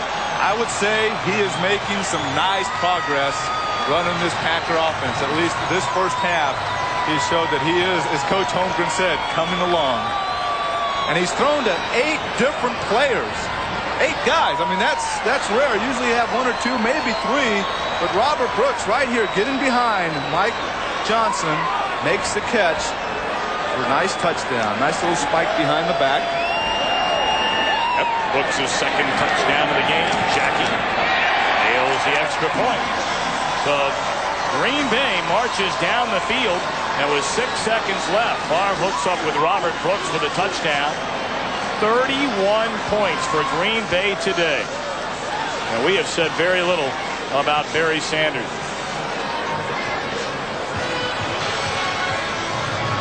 There he is, taking a little break after a nice throw to Robert Brooks. Again, when you have that many guys to give the ball to, that definitely takes pressure off the quarterback. When you know you can turn around, give it to the running back, or throw it downfield. Nice protection. Dan Owens comes through a little late, but Brett Favre still has enough time to hit Robert Brooks.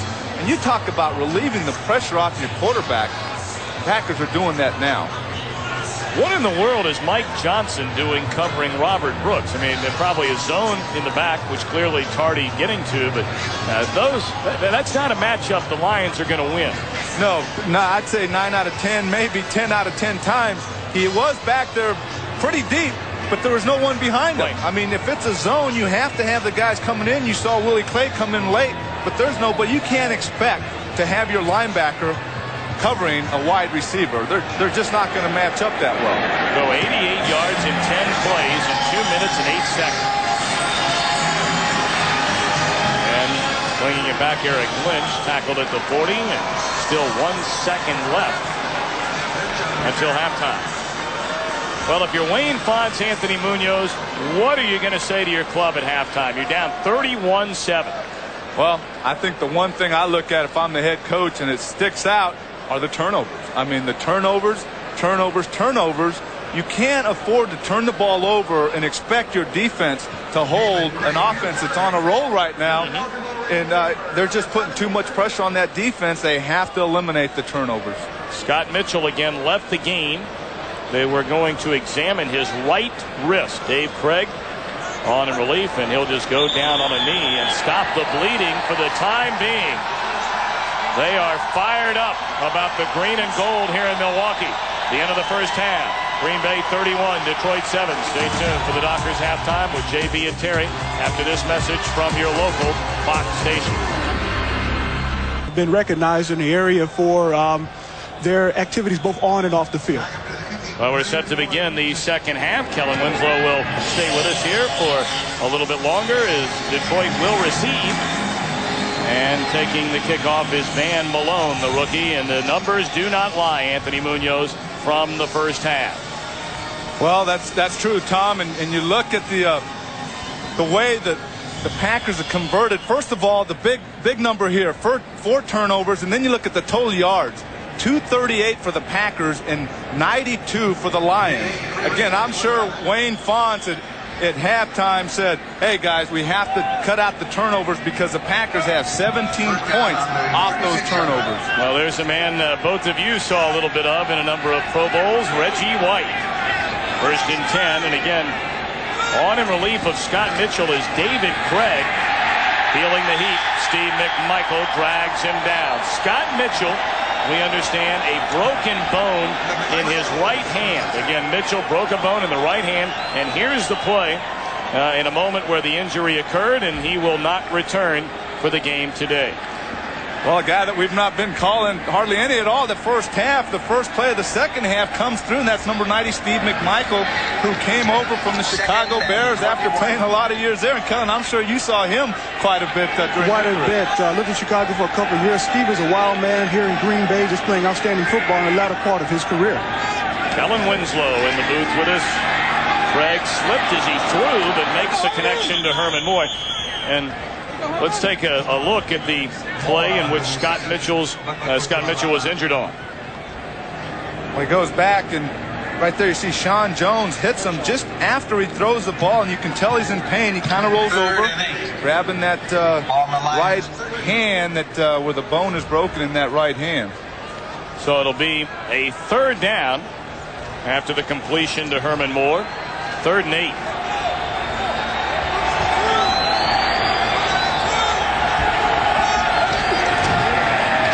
A blitz. Craig saw it, got it away, makes the completion. So Aubrey Matthews good enough for a first down. Well, Kellen Winslow your name on the ballot for the Pro Football Hall of Fame. And I know you have to be excited about that, and obviously we're all rooting for you. Well, thank you. This is the third time I was nominated. Each time I've been nominated, there's been 2 other Chargers on the ballot. The first year, Dan Faust, Charlie Joyner, and myself. Last year, Charlie Joyner, Wes Chandler, and myself. And I think the 3 of us are up again on the final 54.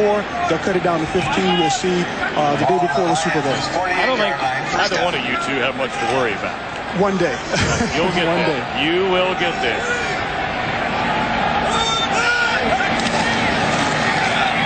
Craig on a 1st and 10. Again the near side, and again Aubrey Matthews on the reception. So a good start here for David Craig.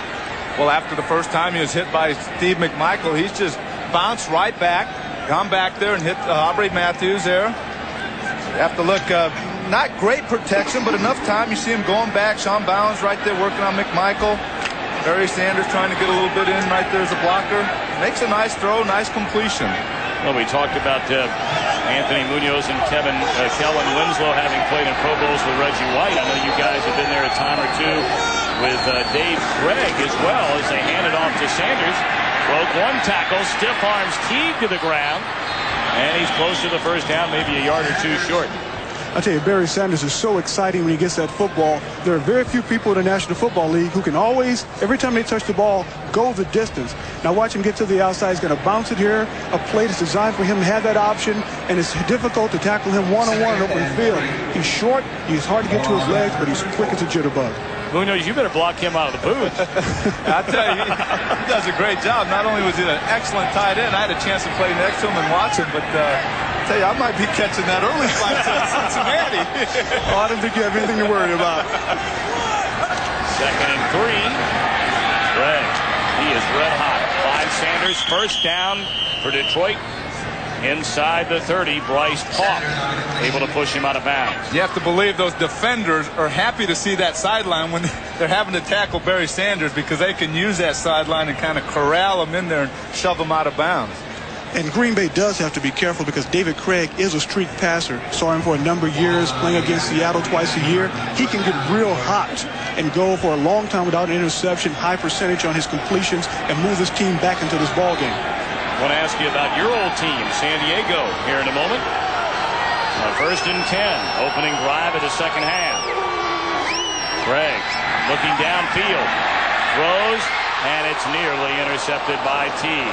Well, how about the San Diego Chargers, Kellen Winslow? Will they continue their terrific play thus far this season and ride it out to the end? As long as that defense is playing to the level that they're playing, with Junior Seau and Leslie O'Neal playing very well for them, and Natron Mean stays healthy, they will continue to dominate in the AFC West. If Natron Mean goes down with an ankle injury or knee or whatever, that team's going to go with it. As you see right here, the Chargers 7-1, 2 games ahead of the Chiefs, who are 5-3. Who do they have behind Means as a running back? Well, they got Ronnie Harmon and the kid out of Colorado, Eric Bieniemy, who's known for putting the ball on the ground from time to time. 2nd and 10. And Sanders wrestled down by Gilbert Clown, number 93, and we have called his name a number of times here today. Again, at 6'2", 330 pounds, he was going to make sure that Barry Sanders didn't get away from him. Right here, nice little delayed draw by Craig. And as soon as he takes the handoff, big Gilbert Brown is right there to make the tackle. He's excited. So to bring up a 3rd and 16 for Detroit. Lions need to throw points on the board in a hurry.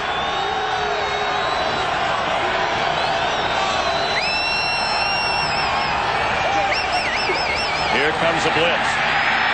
Craig completes the pass to Herman Moore, and he loses the football. Torrey Harris had it for a minute. Apparently lost the handle. Terrell Buckley, the man who stripped it away from Moore. And let's see who comes up with it. This could be the 5th turnover of the game for Detroit. Well, Sean Jones comes up limping as he walks towards the sideline, but David Craig did a nice job avoiding the rush and completing that pass to Herman Moore. He was stripped, and right now they have a big pile up. And you better believe that the guys at the bottom of that pile are fighting to see who can get that ball coming. I'm sure you've been in that position before, trying to, hopefully not your ball that you're after my ball, yeah. No. Unfortunately, it has been after my fumble. But Herman Moore trying to create something, making it happen when you're down this far, running with the ball, hanging out in one hand, looking for the big play, instead of making it and turning upfield and trying to get as much yard as he possibly can. Right here you see Herman Moore coming in quickly, receiving the ball from David Craig, who avoids the rush. And as you said, Kellen, right there, he's got it like a loaf of bread, as they say. One hand, and it's stripped. And the Packers recover it. Kellen, thanks for stopping by. It's been a pleasure. Thank you. To see you. You bet. Thanks, Anthony. Kellen. Great seeing you. Take care. Chrysler's Along the shores of Lake Michigan, a look at Milwaukee, Wisconsin. Well, the youngsters who want to be football players and carry the ball, this is not the way you want to do it right here. You should have that ball tucked away. Right there, Terrell Buckley comes from behind, strips the ball loose, and gives it another turnover for the Lions. The 5th of the game by Detroit. Cobb takes a handoff. Benny Blades back into the game, and he is again wincing in pain, gripping that right arm. That was the injury he occurred just before halftime when Favre marched him down the field for that final scoring drive. You can see the tape around his arm there. It probably had it taped up at halftime, but once again you can see that he is in tremendous pain. Coming in, I believe, will be number 21, Harry Colin, to take his spot. I tell you, Benny Blades is a tough guy. And right there, it's obvious that he's tough. Hurts that arm or shoulder, and he comes back in. He tries to play. Favre, good enough for a first down. Reception made by Sterling Sharp for Sharp, his 3rd catch of the game. You know, getting back to Brett Favre and just how calm he looks back there, how confident he looks back there, and just by watching his body motion. I mean, he gets back there, he looks the field over, and he just sets and he throws the ball. I mean, to me, he looks like a quarterback, again, that is very comfortable with this Packer offense. And one thing about Favre, he has his critics, but he has been a winner running this Green Bay team. Bennett, flag comes in late. Number 51. Roderick Thomas just slamming Bennett to the turf. Well, you have number 94, Kelvin Pritchett, singling holding, which it is, against the Packers. And Kelvin Pritchett got some unbelievable penetration, almost took the handoff as he was engaged with an offensive lineman. And I think because of his quick penetration, it made the offensive lineman hold him.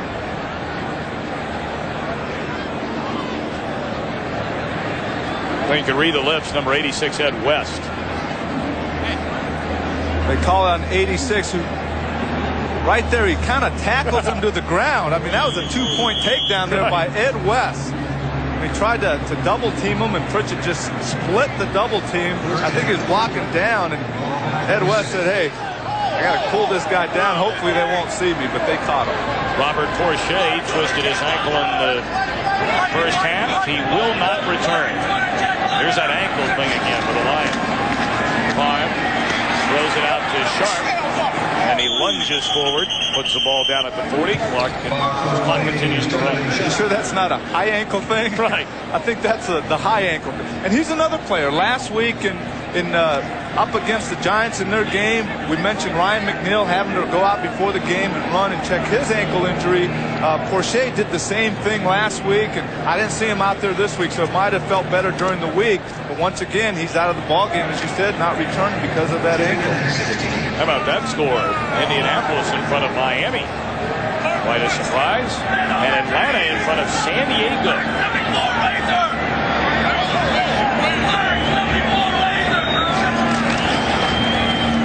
On a 2nd and 16. Overthrows badly the receiver, and it's picked off by Harry Colin. He hands it off to number 32, Willie Clay, and he's able to carry it across the 35 out to the 37. So the first interception of the game, and the first against Brett Favre. So the Lions trailing 31-7. We'll try and climb back in it when we return. you see Dan Owens going one-on-one with Joe Sims, who's moved to the left guard position, makes a nice swim move to the inside, putting the pressure on Brett Favre. And then Brett Favre overthrows his receiver, and Harry Colin makes the interception. Right here he says, hey, I'm being tackled. How about Willie? Why don't you take it and try to get some extra yardage? But it was all started out by Dan Owens right here, the 6'3", 280-pounder from USC. That's University of Southern California. How about that seat right there? And where the Brewers play here in the summertime, that little slide right there. They slide right down into the beer mug after a home run. You right here? You see yourself doing that? Now, I'd probably get stuck in those bars right in there. I'd probably, with my weight, I'd overshoot it and fall into the stands.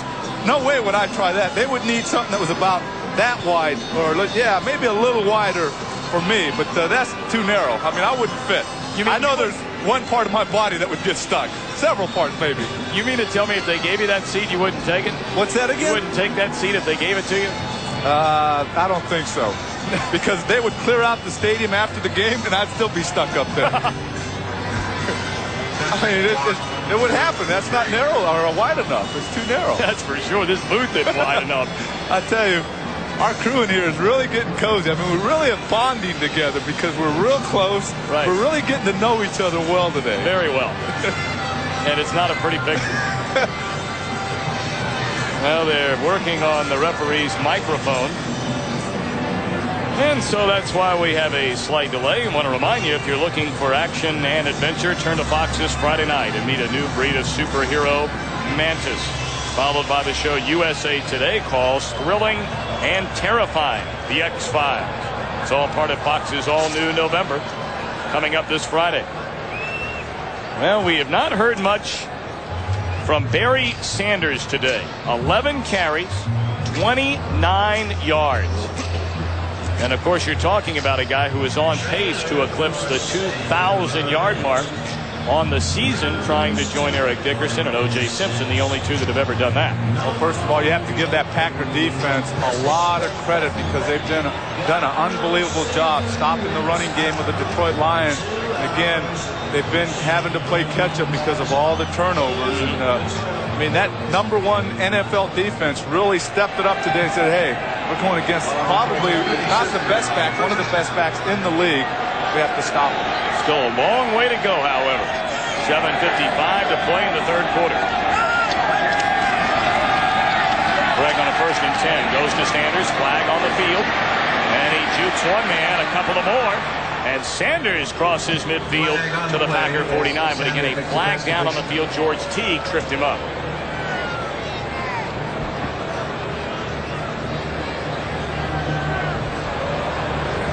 Got an offense on the offsides on the defense. Again, you mentioned George Teague tripped them up. Offside, number 64. The penalty is declined. First down. That's against your buddy, John Yurkovich. My buddy, I mean, he was disappointed. He's a big Cubs fan. I know the last game we did, we kind of blew him off and didn't talk to him, and he was really upset about that. I told him, settle down. He'll talk to you next time we do your game. Well, we had a very enjoyable conversation on the field this afternoon. Sanders, what a move. Spins away from another man. All the way down to the 32-yard line. George Teague able to bring him down. Actually, Teague missed the tackle. He broke away from him there. Right here you see Barry Sanders taking the ball behind Doug Weidel and David Lutz. Takes it in, then he runs outside. Oh, George Teague still looking for him down there on the field because he tried to put a big hit on him. Barry Sanders just kind of sidestepped, made a little spin, picked up a few more yards. What you brought up earlier. He never seemed to get a clean shot. Well, you talk about Barry Sanders, and like I said in the opening, his balance, his speed, but Coach Vaughn said he's learned how to duck tackles so they don't hit him flush. He's learned how to step out of bounds when he's gotten every yard possibly that he can get. Right here, number 31, George Teague, he kind of leaves our screen here, but he'll come back in a hurry, and then Barry Sanders will be by him in a hurry. Right here. George Teague thinking that he was going to get a nice shoulder shot in, and you cannot lower your head and expect to tackle Barry Sanders. After the 3-yard gain by Derek Moore, 2nd and 7 for Craig and the Lions. And the ball is loose. Reggie White able to get on top of it, but it is incomplete. He batted it down. Well, the one thing Reggie White did, he wished he had that one back. You see him right here.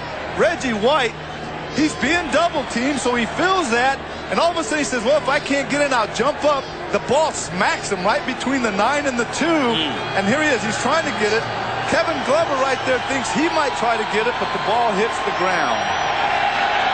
3rd and 7. Packers bring the house. Craig gets it away. Well short of the first down. Leroy Butler comes up and drags down Ron Hall. It'll bring 4th down for the Lions, but at this point in the game, they have to go for it, don't they? I agree with you. They do have to go with it, and they know that the Packers are going to be blitzing as Corey Harris came on that one. David Craig had to dump it off to Hall, but there's no question about it. There's 5:40 left in the 3rd quarter. They're down by a lot of 31-7. They have to go try to get something here on the board. 4th down and 4.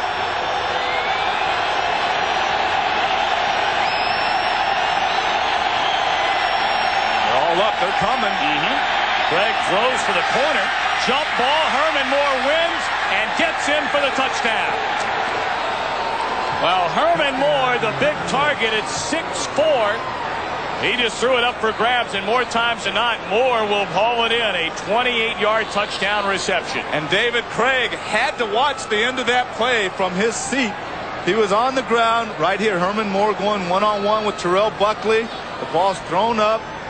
Nice play by Herman Moore, seeing the ball, coming back for it. Terrell Buckley's trying to play him, so he didn't look back and see the ball. Again, as I mentioned, David Craig had to watch that catch from his back because the Packers came with an all-out blitz and hit him just as he threw it. Hansen on for the extra point. Montgomery the holder.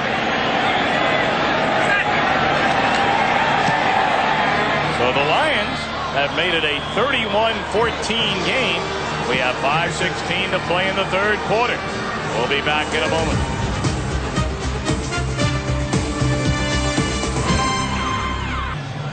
On a 4th and 4, the 28-yard touchdown reception made by Herman Moore from David Craig. And Hansen kicks it away. Very short kick. And the ball is lost. It's on the ground. And the Lions say they've recovered. The official says no. It still belongs to the Packers. At least one official said the Packers will hold on to the possession. I guess the big question there is if he gained possession before the ball went out of bounds. And there's hands going both ways. I guess that would be the big question right there on the sideline. Marcus Wilson, the man who lost the ball. Derek Moore has it in his hands. Covered by the kicking team. Unfortunately, his feet were out of bounds when he recovered it. We're going this way.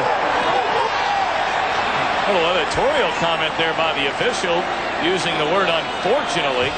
I guess that's right if you're Detroit.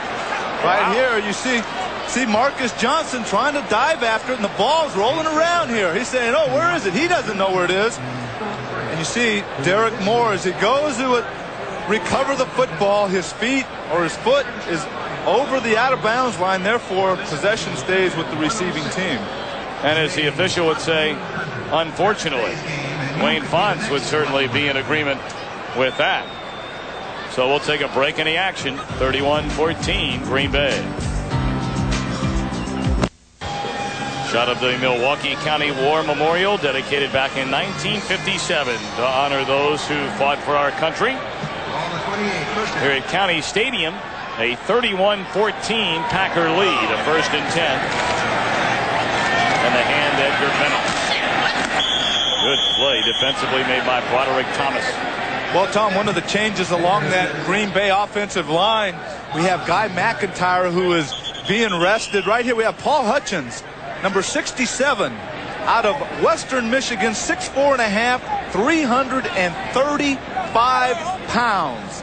I think Western Michigan, Central Michigan, and part of Eastern Michigan, this guy. Look at this guy right here. Here's Michigan. He's from Western, Central, and Eastern Michigan. I mean, that is big guy. That's an understatement. You better hide. next Packer game we have.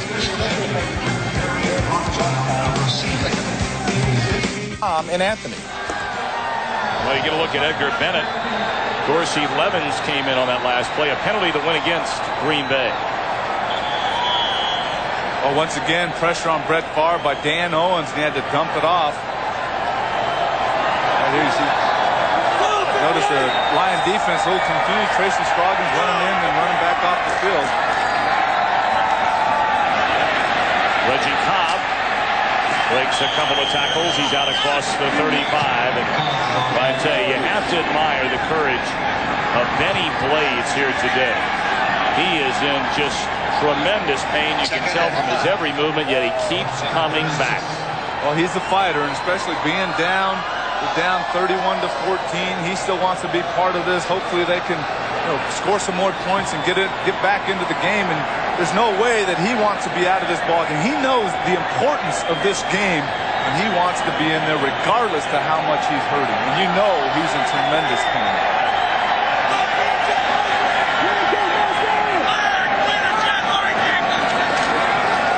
Favre fires to Sterling Sharp. And he tries to lunge forward for the first down, depending on the spot whether he got there. He was tangled up with Milton Mack. Tom, we talked about the changes along the offensive line. We talked Guy McIntyre came back after being injured for several weeks, played the Bear game, suffered a pulled groin. He started today, but they took him out to rest him. They moved Joe Sims from the right tackle position over to the left tackle, and Paul Hutchins at right tackle. It's a good time to rest that groin, but they know the importance of a Guy McIntyre in their lineup. Hopefully, I guess they're thinking right now is they're far enough ahead that hopefully this game won't be close and they won't need him in there. But it is a good time to rest Guy McIntyre. And Sharp able to lunge ahead for the first down. McIntyre has been to 5 straight Pro Bowls, and he left San Francisco, no bitterness. He certainly thought he would finish his career there, and but now in Green Bay and seems to be very happy about it. Well, I'm sure the fact that he thought Green Bay had a good chance of going in the playoffs and hopefully doing something that he did with the 49ers, and that was winning championships. I guess that enticed him to be here. The pitch to Dorsey Levens. Cut it back for a couple of yards. Levens, a rookie out of Georgia Tech.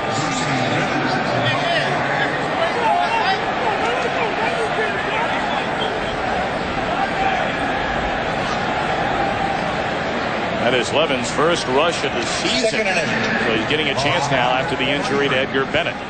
Now Green Bay taking advantage of 5 Detroit turnovers. Opened up a 31-7 halftime advantage. Detroit on a 4th and 4, a touchdown pass to Herman Moore here in the 3rd quarter. So 31-14, Packers lead. Scott Mitchell had to leave the game in the 2nd quarter with a broken bone in his right hand. He will not come back. Favre scrambles close to the first down. Well, Favre had a terrific running game last Monday night against Chicago. Rushed for 58 yards, including one for the highlight reel, a 36-yard touchdown.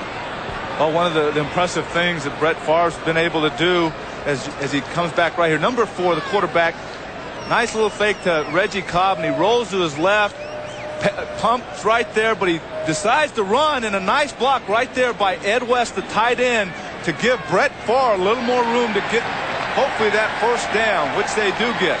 And again, it's nice to see when your quarterback's running or a running back is running downfield that your receivers, your tight ends are down there giving them some help, as Ed West did on that play. And again, as I said, Brett Favre gets the first down with that key block. So the clock running down to 2:35 to play in the 3rd quarter. And the Packers in front, 31-14. Stay on the ground. Breaks it to the left sideline. A couple of men to beat. Cuts it back. Finally wrestled down by Robert Massey inside the 20, close to the 15.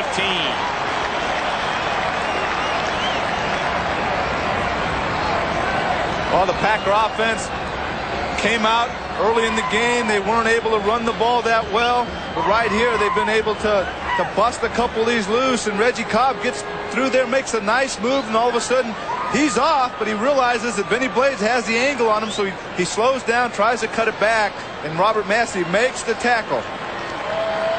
Now there's a pretty good genetic line, would you say? Lou Brock, I think so. Not bad. 30-yard pickup for Cobb. Barr takes one way, throws across the middle to West, and he's down to the 14. That's another thing that the Packers have been able to do offensively. Not only hit 8 different people with the pass, but they've been able to find Ed West right over the middle and hit him 3 or 4 times for nice gains. They see something in that Lion defense where, you know, they can do that. And as long as they continue to see that, you can see, I mean, you can expect them to exploit the middle of that Lion defense. West 4 receptions in the game, 54 yards. A 2nd and 7 for Green Bay.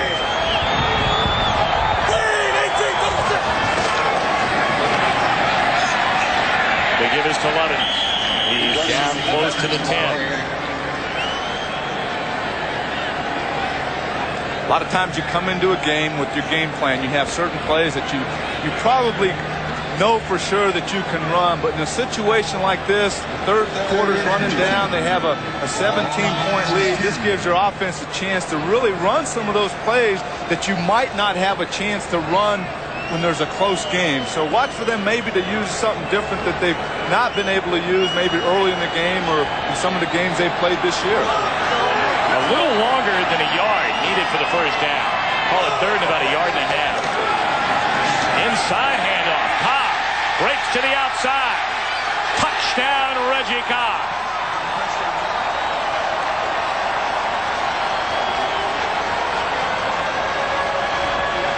This has been some kind of impressive outing by this Green Bay offense today. You hear so much about their defense. The O's gotten it done today.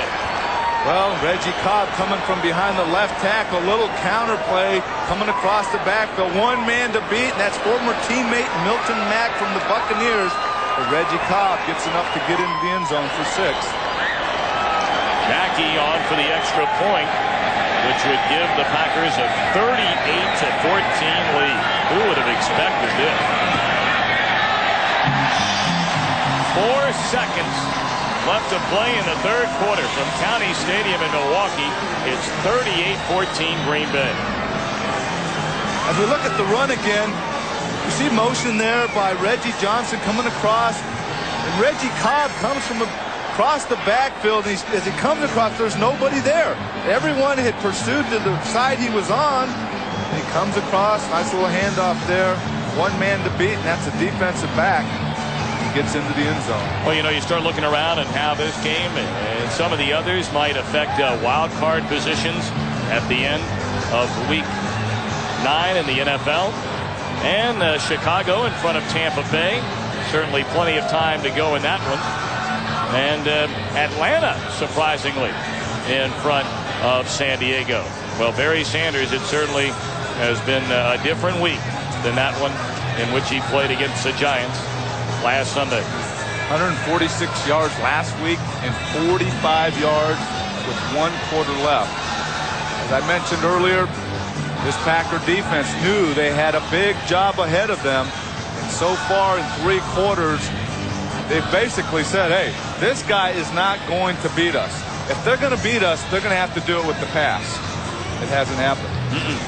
And again, for those of you not with us earlier, Scott Mitchell had to leave the game in the second quarter with a broken bone in his right hand. And Dave Craig has been on. He's gone 9 of 12 for 91 yards with a touchdown and an interception.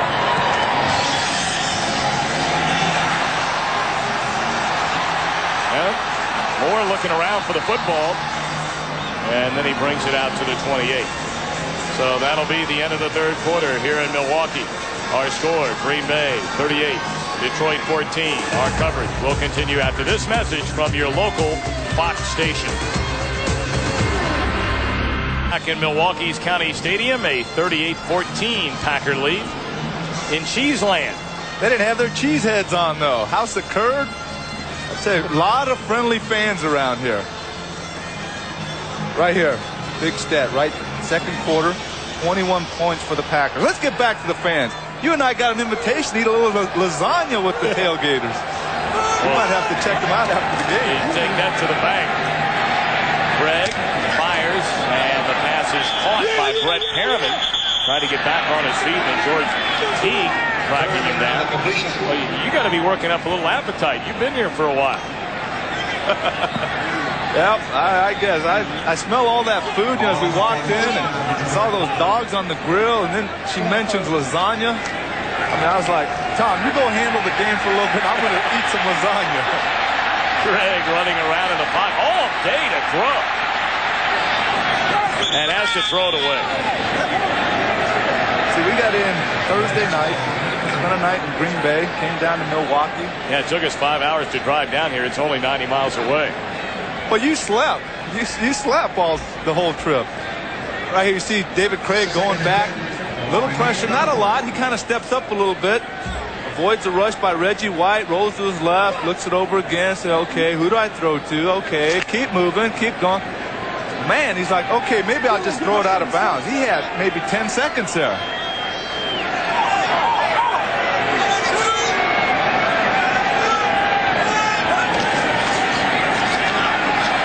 Second and 10, and unable to complete the pass intended for Brett Perriman.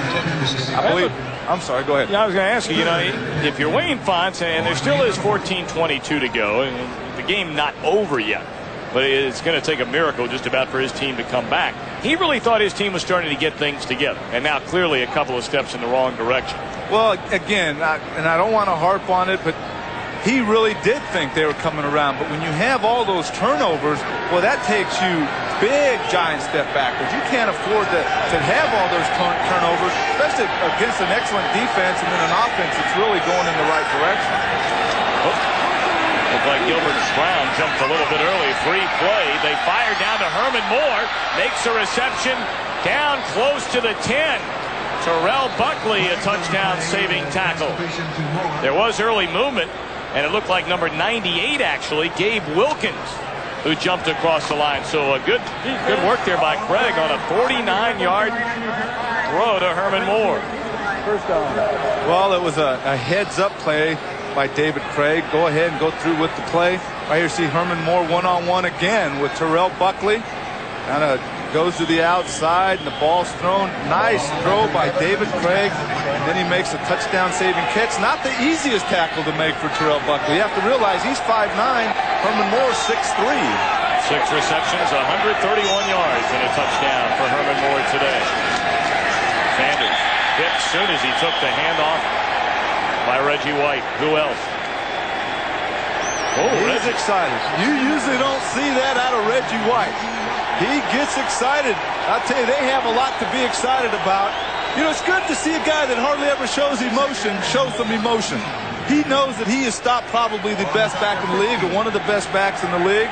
And he gets a little excited. The big guy kind of shaking and moving right there. Loss of 4. Craig. Pump fake, throws, makes a completion. Aubrey Matthews cuts it back, and he has a touchdown. Good running after the reception by Aubrey Matthews. And that makes it a 38-20 game, 15-yard touchdown pass. As you mentioned, still plenty of time. They kicked this extra point.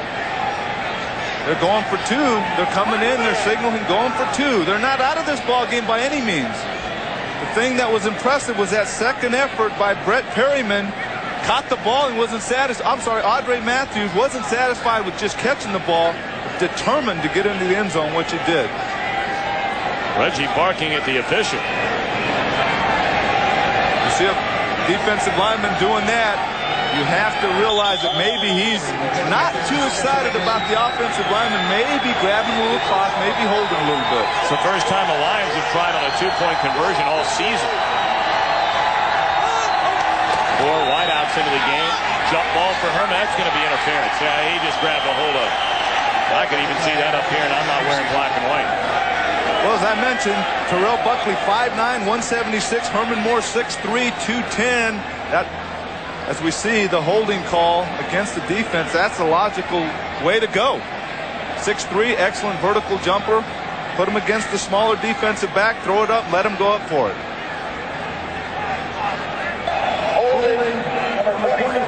I hear Herman Moore, 84. David Craig just throws it up right away. He says, go up for a big guy, and right there you see Buckley hanging all over him. I don't know what Terrell's complaining about. He had a handful of jersey in one hand. I'm not sure why he thinks it wasn't a holding. People have a hearing over most calls like that.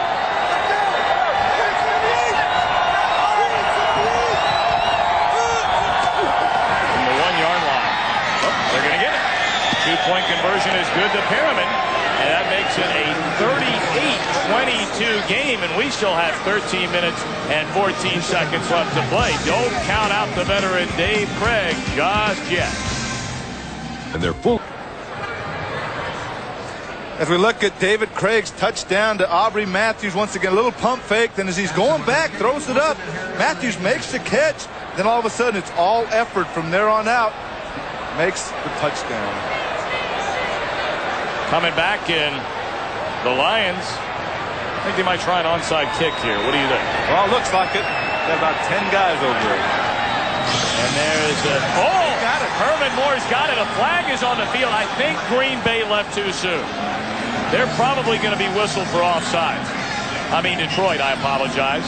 Boy, that was executed very well. And to have a penalty thrown... They're going to be really upset about that. I mean, you can't execute an onside kick any better than that, unless you jump off sides, if that's what the call. Well, let's see what it'll be. What a break this would be for Wayne Font's team if this flag is against the Packers. Well, the Lions are jumping up and down like the call's against the Packers, but we still have to get the call from the officials. Again, they're 16 points down. That's 2 touchdowns, and they go for 2. They can still tie this thing up. Oh, offsides against Green Bay. We had offside on the receiving team. The kicking team did, in fact, recover the kick. They cannot advance it, however. Herman Moore, number 84, right here. And he's the guy, the only guy up. And he's the guy that's hoping for the ball to take a big hop. But the ball doesn't take, there it is right there. Nice hop right into his hands. You can't work that kick any better. Wow.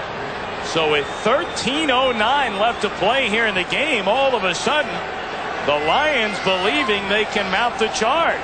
Well, you work on those a lot at practice, hoping that you get the right bounces. And a lot of times you work on them, you don't get the right bounces. But right there, Jason Hansen got a perfect bounce of Herman Moore. 38-22, Green Bay in front. A 1st and 10. Detroit at its own 42-yard line.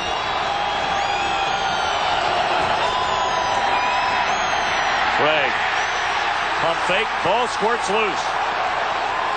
Picked up by Rodney Holman, the tight end, and he's advancing the football. And what looked like a huge loss turns into a short loss. Popp and Sean Jones back there applying the pressure. Well, Bryce Popp making the big hit and jarring the ball loose. Right here you see him. Number 95, Bryce Popp going against Rodney Holman. Starts to the outside, but then brings it back to the inside, and the ball comes loose. Rodney Holman heads up enough to pick it up and say, hey, this is a live ball. Somebody hit a Packer for me. I want to run this thing. But again, it was Bryce Popp who made the big hit. On a 2nd and 13, Craig feels the heat, dumps it off to Sanders. He's coming back the other way. Moore delivers a block. And Sanders still on his feet, close to midfield.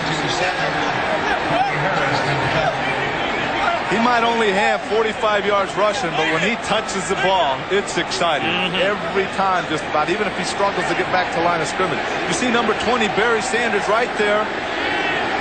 Craig kind of rolls to the left, throws a little quick screen to him, then Barry Sanders comes across the field. Right there, Herman Moore held back from hitting the guy from behind the back. Sanders makes a nice run. A 3rd and 2. Big play for the Detroit offense. Sanders will get the first down. And Moore. Well, He'll just slam a shoulder into Doug Evans, who pushes him out of bounds. Oh, that was impressive. He was pinned in that sideline. He said, the heck with going out of bounds or ducking down and falling forward. He stuck a shoulder into him, and I'm sure Doug Evans felt that one because we heard it up here. It's been a frustrating day for Sanders. No two ways about it. Our crew's on top of everything. You kidding me? That's right. Not only the sound, but the pictures. Super job by the crew. Right here you see 181 total yards this half compared to 77 for the Packers. 1st and 10 Detroit at the Green Bay 46. Craig, short drop, completes to Rodney Holman. And Holman tackled by Tim Howe. Clock continues to run. We're under 11 minutes. It's nice when you have a guy like Rodney Holman, a 3-time Pro Bowler in his 13th season. Get this, he's played in 189 consecutive games with 128 of those starts. That's 3rd all-time among tight ends. Still a very good player. Former teammate of yours for the Bengals. Craig throws wide open Matthews. He's going for the end zone, but he's bumped out at the 5 by Terrell Buckley. What a turn of events, led by the 15-year veteran Dave Craig. 33-yard pickup. Well, that was one of the things that Kellen Winslow told us when he was up here with us. Very streaky quarterback, and right now hitting one of his favorite targets so far this game. Aubrey Matthews again takes it down, but this guy David Craig has come in here and put a spark to this offense. Well, Mike Holmgren saw Scott Mitchell go down with a broken bone in his right hand back in the 2nd quarter, and Craig has been very effective. 1st and goal from the 4. Craig throws. Pass is caught by Holman at the 1, maybe inside the 1.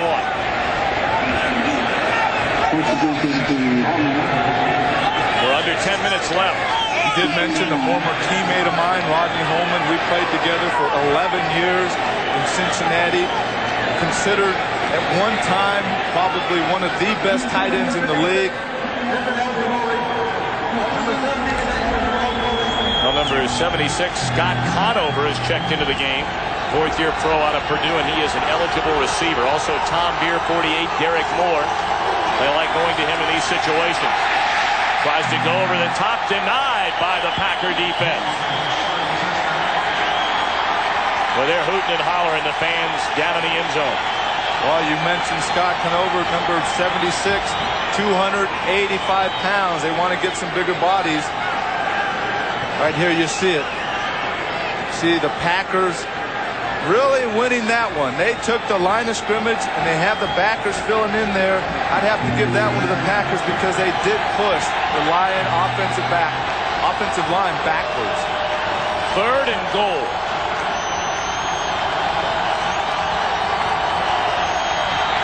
Greg looking around. Touchdown, Herman Moore. Moore having a huge game.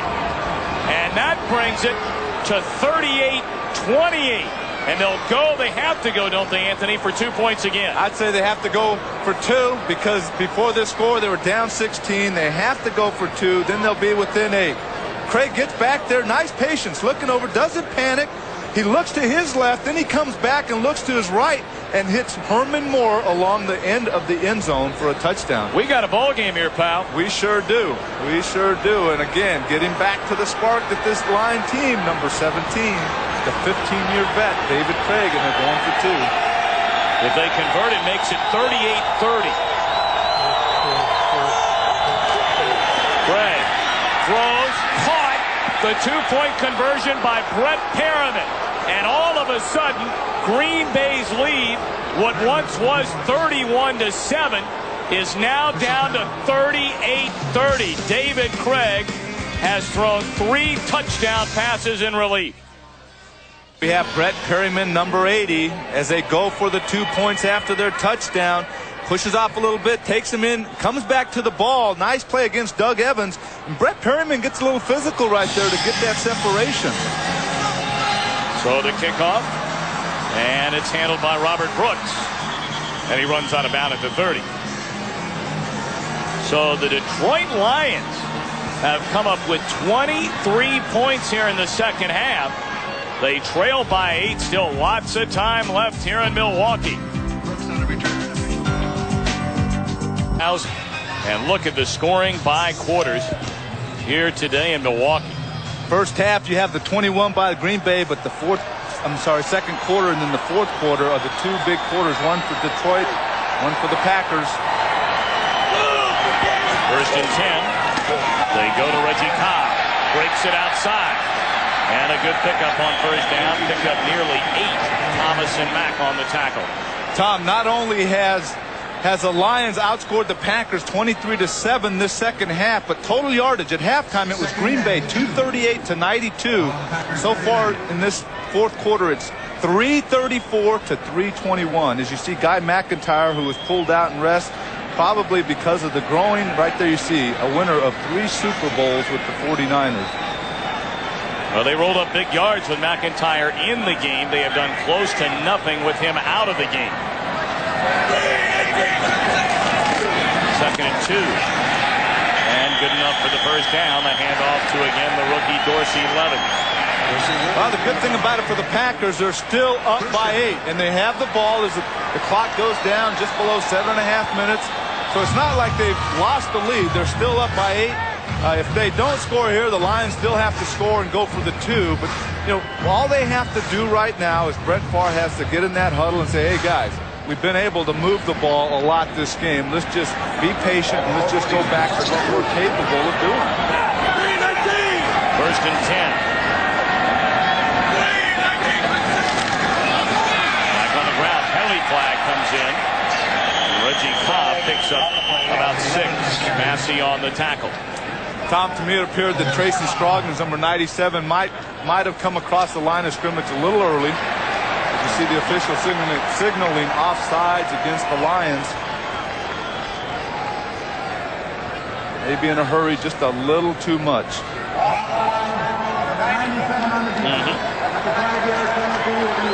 So they'll repeat first down. It'll be first and 5 for Green Bay.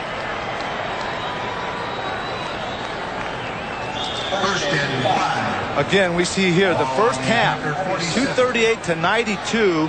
And in the second half, just the opposite, 242 to 94, putting the Lions over the Packers in total yards. What a big change this second half. Direct result of Dave Gregg at quarterback. Dropped for a 2-yard loss. Terrific penetration made by Shane Bonham, along with number 94, Kelvin Pritchett. Kelvin Pritchett slow getting off the ground. Looks like he's a little hurt there, moving around. He's staying in there, kind of bending over. Well, injuries have been a big part of this game. Scott Mitchell, the broken bone in his right hand. Edgar Bennett went down. He has not returned. So a second and 7 now for Green Bay.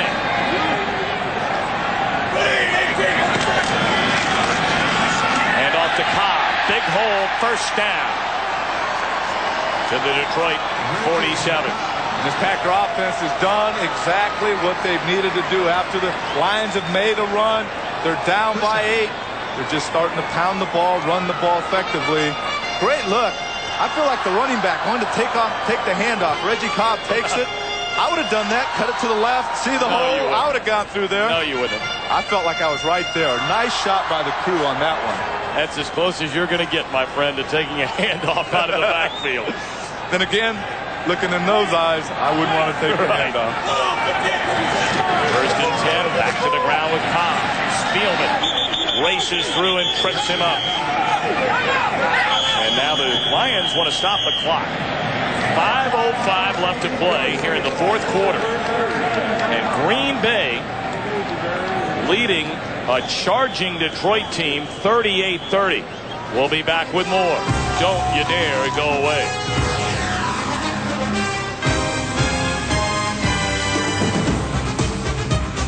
9.5 spike there, huh?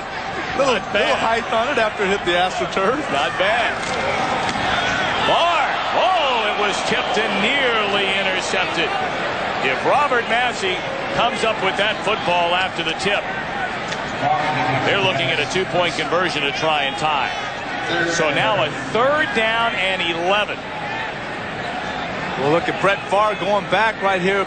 Quick throw, but right there, Tracy Scroggins, number 97, getting up, tipping the ball. And as you said, Robert Massey right there, close to picking that one. Huge play. 5:01 left.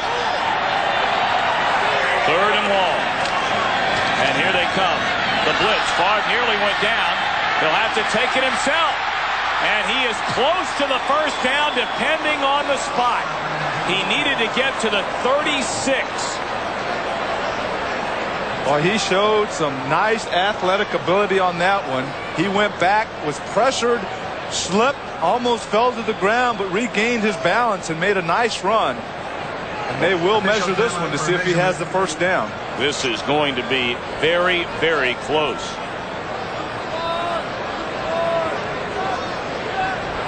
Well, they bring out the chains, and he might be a little bit short. Oh. Literally an inch and a half. I say you go for it. Right here, he goes back, he slips, regains his balance. Dan Owens has a shot.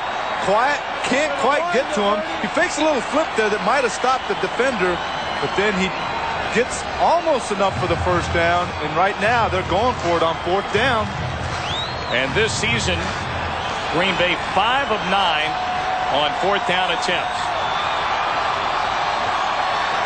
4th and an inch. I don't know. The second effort may have gotten Cobb there. Mike Johnson saying it was good enough for a stop. I don't know. It doesn't look like they have it. Again, after determine where they spot the ball, but the initial charge by that line defense did not give him that inch, and he had to try to jump over the lineman. And I don't know, Tom. Well, needless to say, this is a huge spot, and let's see what happens. They didn't get it. They don't get it. Nope. You really have to admire the character of Wayne Fonts and his team. They looked dead in the water beginning this 4th quarter. They never gave up. Right here, the line of scrimmage. The Lions are down there. The Packers are down there. Let's see who wins this one.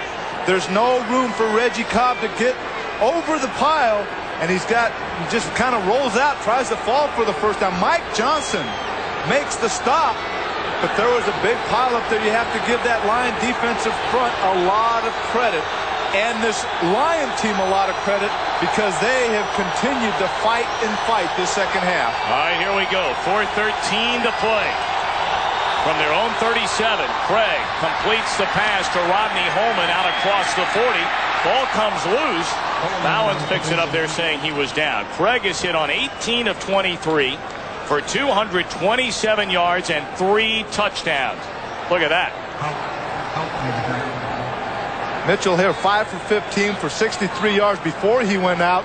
But a key stat right there, the 2 interceptions. Then David Craig, 18 for 23, like you just said, Tom, 230 yards, 3 touchdown passes. As the fans start the Reggie chant, and that's one man that can change a game around if he gets going. I mean, we've seen it before. He can definitely change the course of a ball game. Right here, number 92, and look at the intensity in those eyes. Well, at the end of today's game, Anthony and I will select the Miller Lite player of the game. This one not close to being over. 3:30 to play. Craig, throws behind a wide-open Brett Perriman, and he was wide open. Wide open. I mean, you can't say it any clearer than that. He was. I mean, he was right there. A good throw would have had a nice completion for the first down. So now it'll be 3rd and 12. Let's look at it as we see Craig going back. He goes back. He looks to his left. And boy, he was right there between the zone. That would have been, like I said, a first down with a nice pass and completion. But it's 3rd down and 11.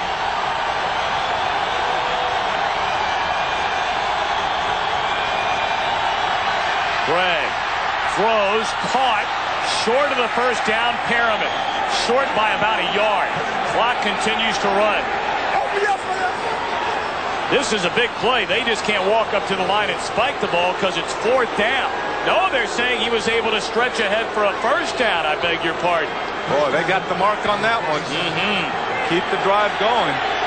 So a 1st and 10 at the 47. Clock at 2:50. They hand it off to Sanders. And he's shy of midfield.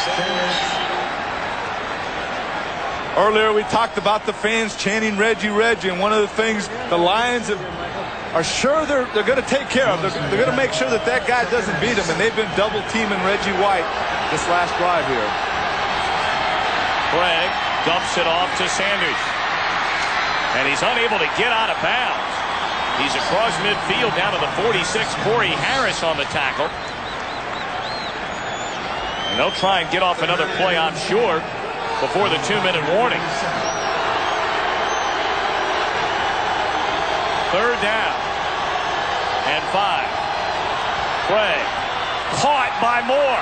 First down, gets to his feet. He's inside the 30, down to the 28. Very reminiscent of that play last week in overtime against the Giants. So David Craig making a bid to get his team to the end zone. They trail by 8. 2 minutes left to go from Milwaukee. What a game. 151 yards and 2 touchdowns. He nearly broke that one. Having a huge game. And last week, right here, you see against the Giants, taking the big hit. You see his knee hit the ground, but he doesn't hesitate. He just goes. I mean, he says, I'm not down, regardless of what's called, and it worked out in his advantage. 1st and 10 from the Green Bay 29. Craig nearly fell down. Sanders, what a catch. And he's to the 22. Tim Houck able to wrestle him down. Wow. That's all I have to say is wow. I mean, these guys have just, the Lions have fought and fought and fought, and they got 1 minute and 43 left. They're 8 down, and they're driving. Again, David Craig doing a super job leading this Lion offense. Craig going to the end zone and overthrows Perriman. He had him open. Doug Evans on the coverage. And by his reaction, you know that he knew he had him open. He knew that he had 6 if he doesn't overthrow him. 1:33 left to play. Green Bay 38, Detroit 30. You see Wayne Fonts, a couple of timeouts left. Plenty of time, 1:33. A lot of character on this team today. Fighting back, scratching. They were down by a lot of points, and they just fought back. Down by 8 now. 3rd and 3. They need to get to the 19, and they'll get it. Barry Sanders is able to, well, he lunges ahead, not getting out of bounds. And the clock continues to run. Not a wise move there by Sanders. He had the first down, and he went vertically. He should have went horizontally and out of bounds. He didn't do that, and the clock continues to run. So Craig going to get him to the line of scrimmage where he will more than, well, he's going to get him up there in a hurry. 1:05 left to go. Craig throws to the corner of the end zone, and it's broken up. Terrific defensive play. Morton, the intended receiver, and Evans able to get a hand on it. Doug Evans almost had the interception. See Johnny Morton, 87, going to the corner of the end zone, and Doug Evans makes a nice attempt for the interception, but not quite. 2nd and 10. 1:01 left. The ball at the Green Bay 15. Craig has thrown for 272 yards here in the second half.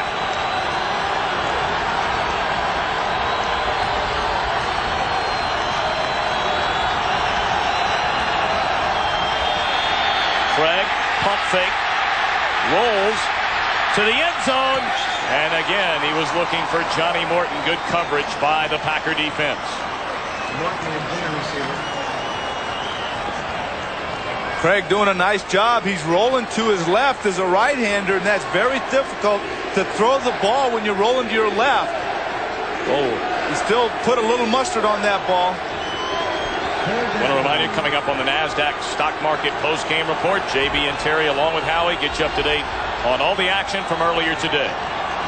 54 seconds left. And now Detroit will spend a timeout.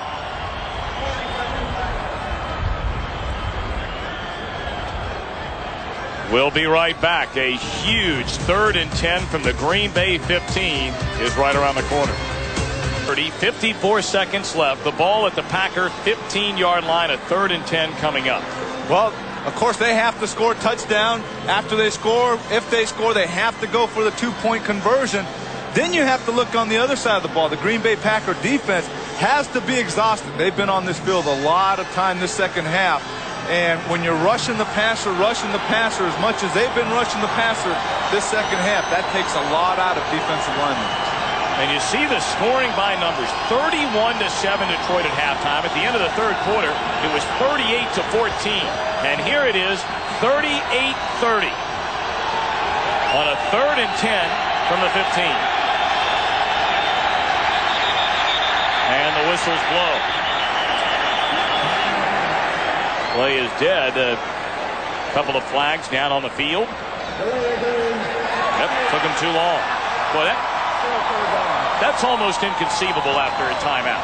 It really is. That's something that I don't understand. You know, you go over the sideline, you call a timeout, you talk through what you want to do as an offense.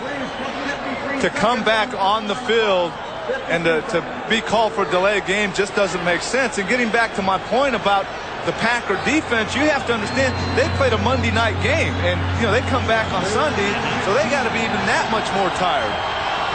3rd down and 15. Need to get to the 5-yard line for a 1st down. Oh, movement by White and by a Lion. Rodney Holman makes the reception close to the 10, but again, there was early movement. Looked like Reggie White coming across a little too early, making a little contact. David Craig smart by going through with the play. You see Reggie right here, half smile, shaking his head.